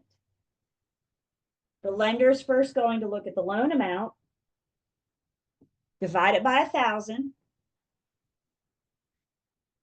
times the rate factor. And that gives the borrower and the lender their monthly principal and interest. Remember, anytime we're dealing with the lender, we are talking about the loan amount, not the purchase price. So all your test questions, anything about the lender, we're going to look at the loan amount. So let's say, for example, you guys are going to work one, but I'm going to make something up on the fly real quick. Let's say, for example, you're going for a loan amount of 185,000 divided by 1,000. And we already looked up the rate factor of 5.07. We were told it was a 4.5% interest rate. We were told in the problem it was 30-year loan. So we found, using the factor chart, we found the rate factor of 5.07. So now I take my loan amount, 185,000, divide it by 1,000, and then I'm going to multiply it by 5.07. So what is this borrower's monthly principal and interest payment going to be? And please note that just says principal and interest. That borrower's monthly payment every month for the life of the loan is going to be $937.95.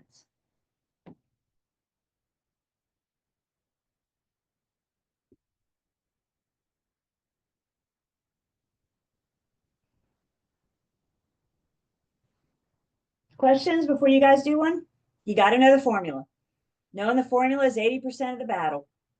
If you don't know the formula, you don't know what to do with the numbers, then the problem. Yeah, Helena. Where's the 1,000 coming from? That's in the equation. That's in the factor. So the Okay. factor is dollars per 1,000 borrowed. And they're not going to give you that 1,000. That's why we need to know the formula. It's not a random money. It is not a random amount. It's $1,000 per 1,000 borrowed.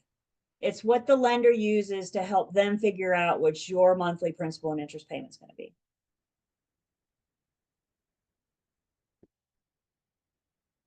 Everybody good? You guys have this jotted down? Tell me in a chat, A, B, C, or D.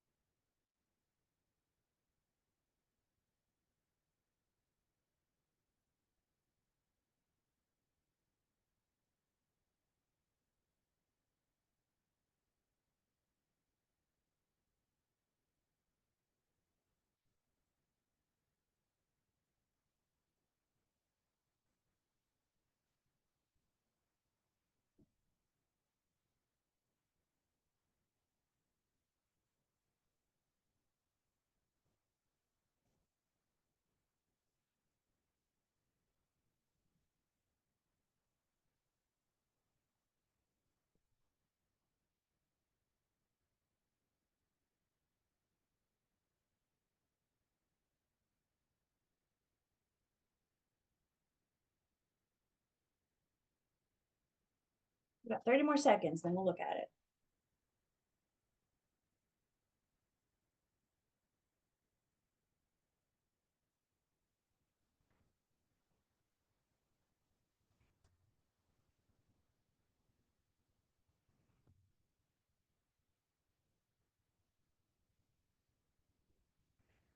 Write something down for me. Your principal and your interest payment are also referred to as your debt service. It's what you owe the bank. Principal and interest is what you owe the bank. Please write that down. It's way too easy to say principal and interest on your exams. As we see, if they're asking for your debt service, what they're asking for is your monthly principal and interest. So let's talk about John and Leslie. John and Leslie are borrowing $350,000 at 4.5% annual interest for 30 years. Using the mortgage factor chart on page 104 to determine the mortgage factor. What will their monthly debt service be for this loan? So we know the formula. Loan amount divided by 1,000 times the rate factor. And now that we know the formula, I can plug in what I know. The loan amount divided by 1,000 times, and again, we go to page 104. We find 4.5% interest rate. We slide over to 30 years, and I have a rate factor or a mortgage of 5.07. 350,000 divided by 1,000 times 5.07 tells us that John and Leslie's monthly debt service, or their monthly principal and interest every month for the life of the loan, will be $1,775. This is a amortized loan, meaning the debt service is the same every single month. This does not include taxes, insurance, PMI. This is only principal and interest. Debt service is only principal and interest. Head bobs, everybody's hearing me. Do you have that written down? Perfect. Yes, Brianna. I'm not sure if you mentioned this already, but if we're on the test, how would we know?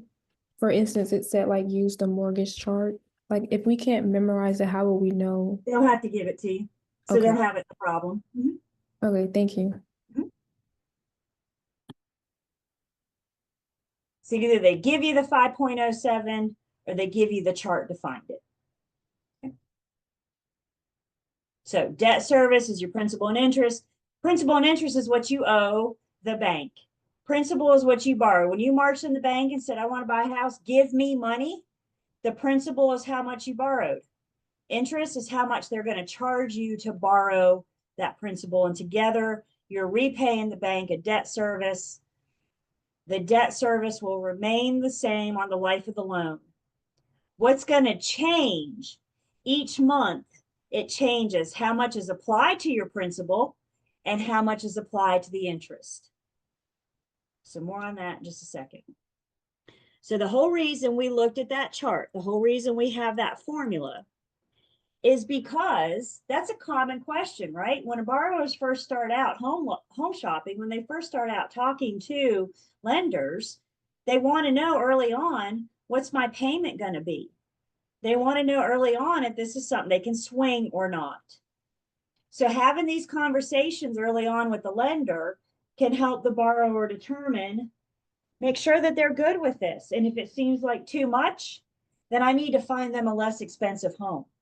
If they say, I can do more than that, well, we need to talk to the lender and try to get them approved for more. The money you send in every month is consistent of your PITI, principal and interest, taxes and insurance. Some of you like to call this your PITI. Your principal and interest, taxes and insurance is what you send to the lender every month. Principal and interest is your debt service that remains the same for the life of the loan. Then the lender will take this year's annual taxes and divide by 12. And they will take this year's annual homeowner's insurance and divide by 12. So you, as part of your mortgage payment, are paying your tax bill and your insurance. You're just doing it in payments. So at the end of the year, the lender, or throughout the year, let's say that, throughout the year, the lender is collecting that 12th of taxes and that 12th of insurance. And they're putting it in a secure escrow account for the borrower. They're holding on to that money for you. And at the end of the year, when the taxes come due, they're going to pay your taxes on your behalf. At the end of the year, when homeowners insurance comes due, they're going to pay that bill on your behalf. Isn't that really nice of the lender to pay my bills on my behalf? I mean, this is so simple. I just roll it into that payment when I send them money every month. And I know they're setting money aside for my taxes and insurance. I get a letter every year from Randolph County that says your taxes have been paid. And I say, well, gee, that's nice. Thank you, lender. I appreciate you doing this for me. Guess what? The lender doesn't do it for you. They do it, it's helpful, but they do it to protect themselves. If the homeowner fails to pay taxes, maybe they're not going to pay 2025 taxes, they choose not to pay 2026, maybe 2027. At some point, the county is going to come foreclose on you. The county's going to collect. Remember, real property taxes are superior liens, which means they'll always be paid first. And if the county forecloses, do you think they care about selling the house for enough money to get themselves paid back and the lender? All the county cares about is getting enough money to pay themselves back. So by paying taxes on our behalf, it really is helpful, but by paying taxes on our behalf, they're ensuring that this superior lien holder does not foreclose. When you pay that loan off, your letter from the county is going to say, you owe X amount for this year. So just make note of that. You want to still probably set some aside. Otherwise, that first year is going to hurt. Same thing with homeowners insurance. If you're getting a loan, if you're using a lender, homeowners insurance is required. Period. End of story. If you're a cash buyer, homeowners insurance is highly recommended. So if you're getting a loan, insurance is required. And really, again, that's just protecting the lender's interest. If you don't have insurance, remember the lender starting with 90%, 80%, they have an interest in this property. And you don't have homeowners insurance and the house burns down. What's stopping you from driving off into the sunset and never looking back and leaving the lender with this burnt down property? So in order to protect themselves, they will pay your taxes and insurance. Most of them will pay your taxes and insurance on your behalf. So again, my homeowner's on the call. Your principal and interest is your debt service, and it is the same for the life of the loan. Whatever you are told when you originate the loan, this will be your monthly payment. That is your monthly payment every single month for the 15-year loan, 20-year loan, 30-year loan. My homeowners on the call will tell you sometimes your payment goes up, sometimes it goes down, but more than likely it goes up. And what's making it go up is because taxes and insurance went up. Legally, the lenders can only charge 1/12 of this year's taxes. They can only charge 1/12 of this year's homeowners insurance. They can't fluff or collect cushion. So whenever we're dealing with debt service, PITI, we're going to want to talk in monthly figures because that's how we make that payment.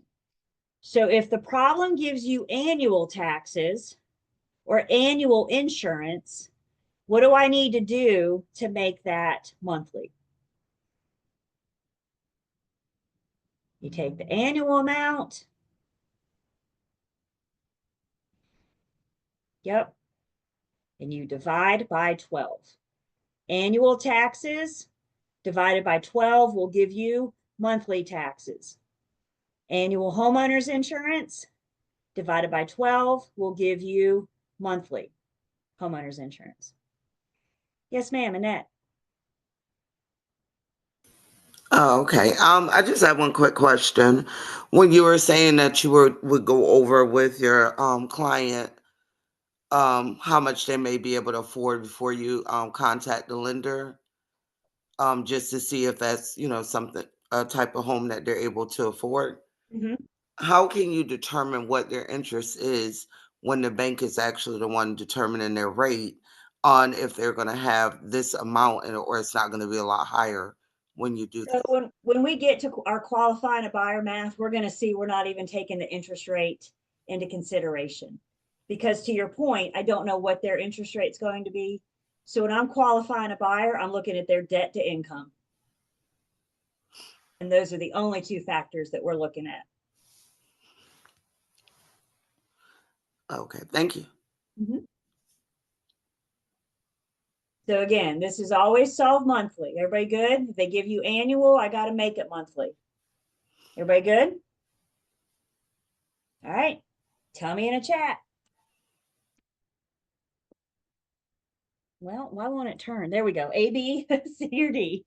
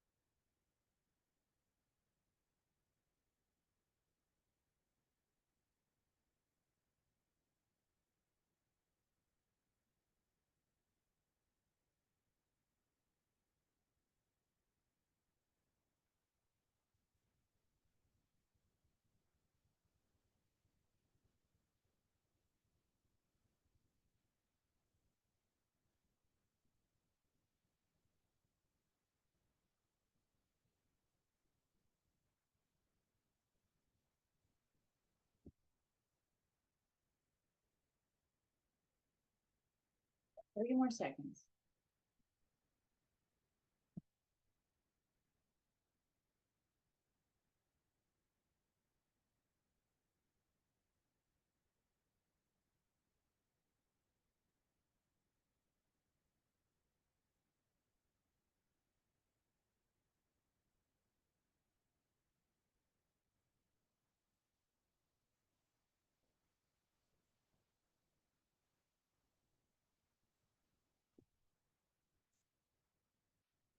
Let's see what we got here.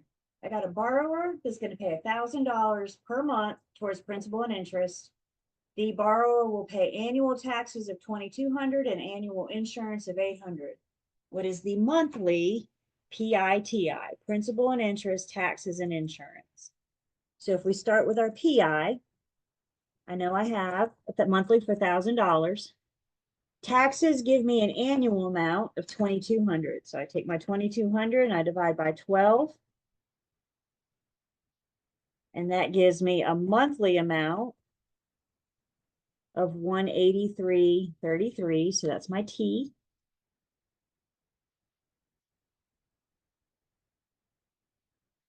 And then I have insurance. Again, I have an annual premium.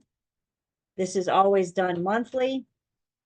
So if I take the annual of 800 and divide it by 12, we get monthly insurance of $66.67. So now I have all four pieces. Your payment is going to consist of all four pieces. You have $1,000 monthly for principal and interest. You have $183.33 for taxes, $66.77 for insurance. So what is this monthly payment going to be this year?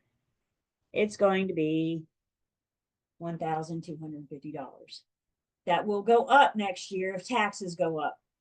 That will go down next year if insurance goes down. There's laws in place to protect us, and the lenders can only collect 1/12 of the current year's taxes and the current year's insurance. So when that current year changes, when that amount changes, they got to recalculate. They got to recalculate how much we're sending in. Questions?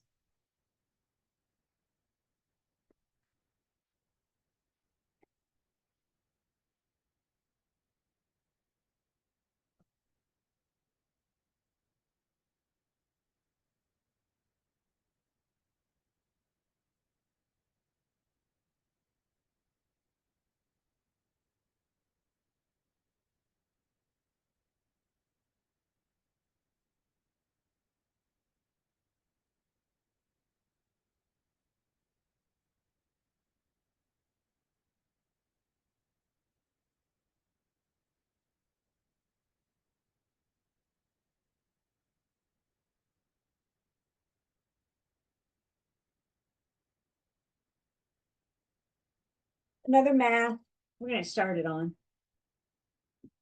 But another math, a common question that borrowers may ask is, if these are my terms, if this is my principal, this is my payment, this is my interest rate, if I were to pay this thing, not pay anything more, if I were to pay this as it was set up, how much interest will I end up paying over the life of the loan?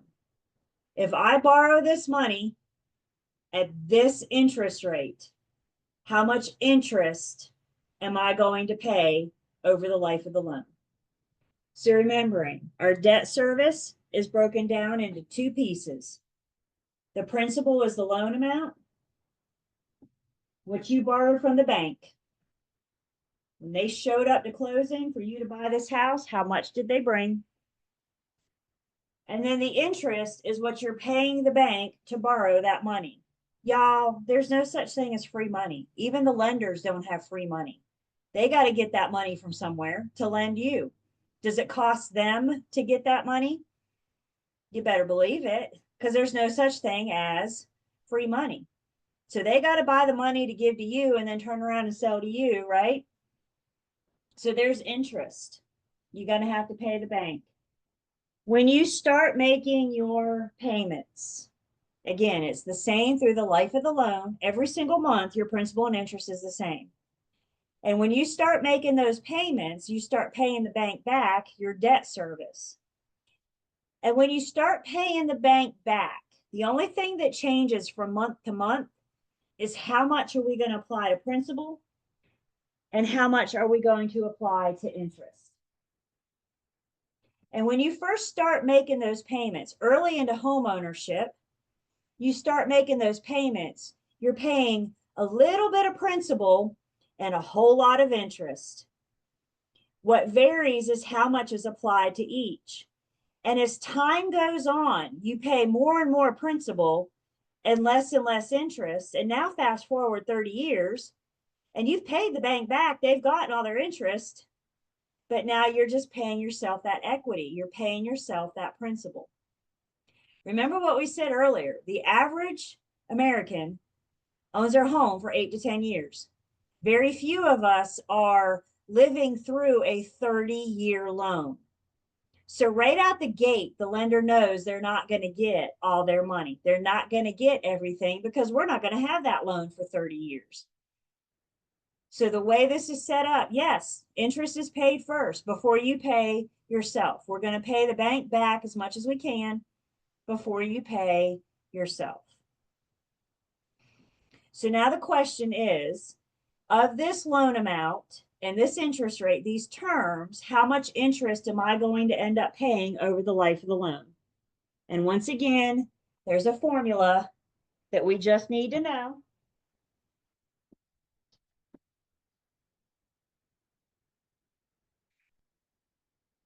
So take a second, jot it down.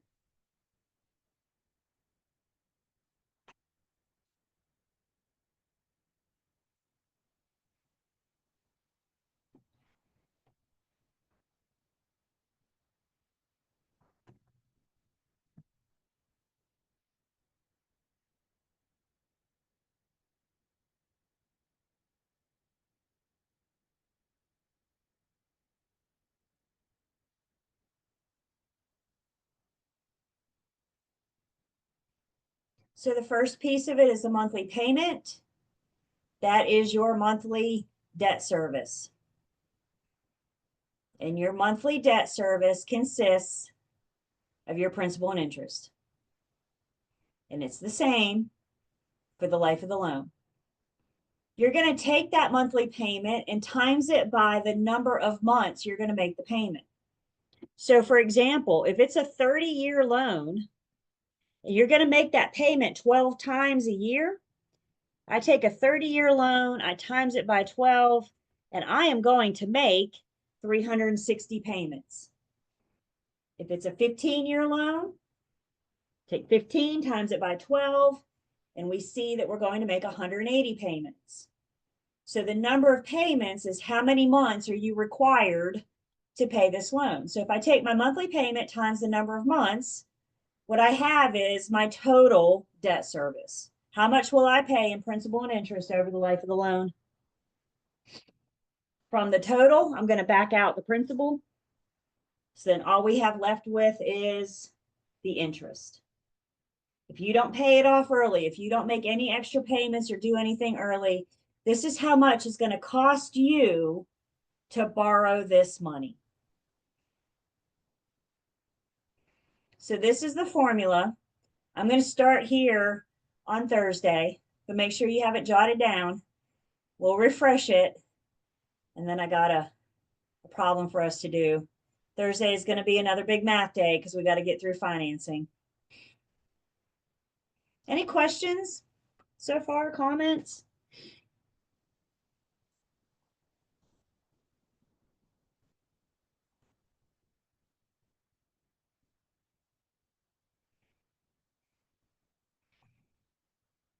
All right, Thursday, we're going to finish Unit 6. We're going to talk about your midterm. You guys remember you got a midterm that will be due after Unit 6. So we'll talk about that. Also on Thursday, we're going to talk about your application process for your state exam. Some of you may be ready to start that. Some of you may want to wait. Either way, we're going to talk about that, what you need to do to apply for your state exam, apply for your license. And then after that, we get going in Unit 7. And in Unit 7, we're going to change hats one more time. And in Unit 7, we get to put on our appraiser's hat. So we're going to get a basic understanding of the appraisal process, again, because we work with the appraisals. So we need a basic understanding of how that works. So that's where we are. Questions? Concerns? Comments? Keep up, y'all. You keeping up with me? I'm telling you, please look ahead. Yes, ma'am, Brittany. Midterm will be on Learn Test Pass. Nope, it's a link that I will email you after class on Thursday. We'll talk about that on Thursday. Well, I got a lot of concerns. A lot of questions and concerns. Everybody's scared, but I'll be the one to say it. That's fair. That's very reasonable right now, right? Yep. Yes, ma'am, Ebony. Keep studying. That's how we alleviate concerns. Doing the on the test pass, like the quizzes, like 'cause that's what I feel like that's been helping me. Like just get those all done at least. Okay. You know, the best way to practice for a test is to take tests. And one of the big benefits I like about Learn Test Pass is it tells you right or wrong, but also why. And that's how we learn. So yes, please be spending time with Learn Test Pass. All right, y'all. Have a good day. Enjoy tomorrow. We'll see you Thursday morning.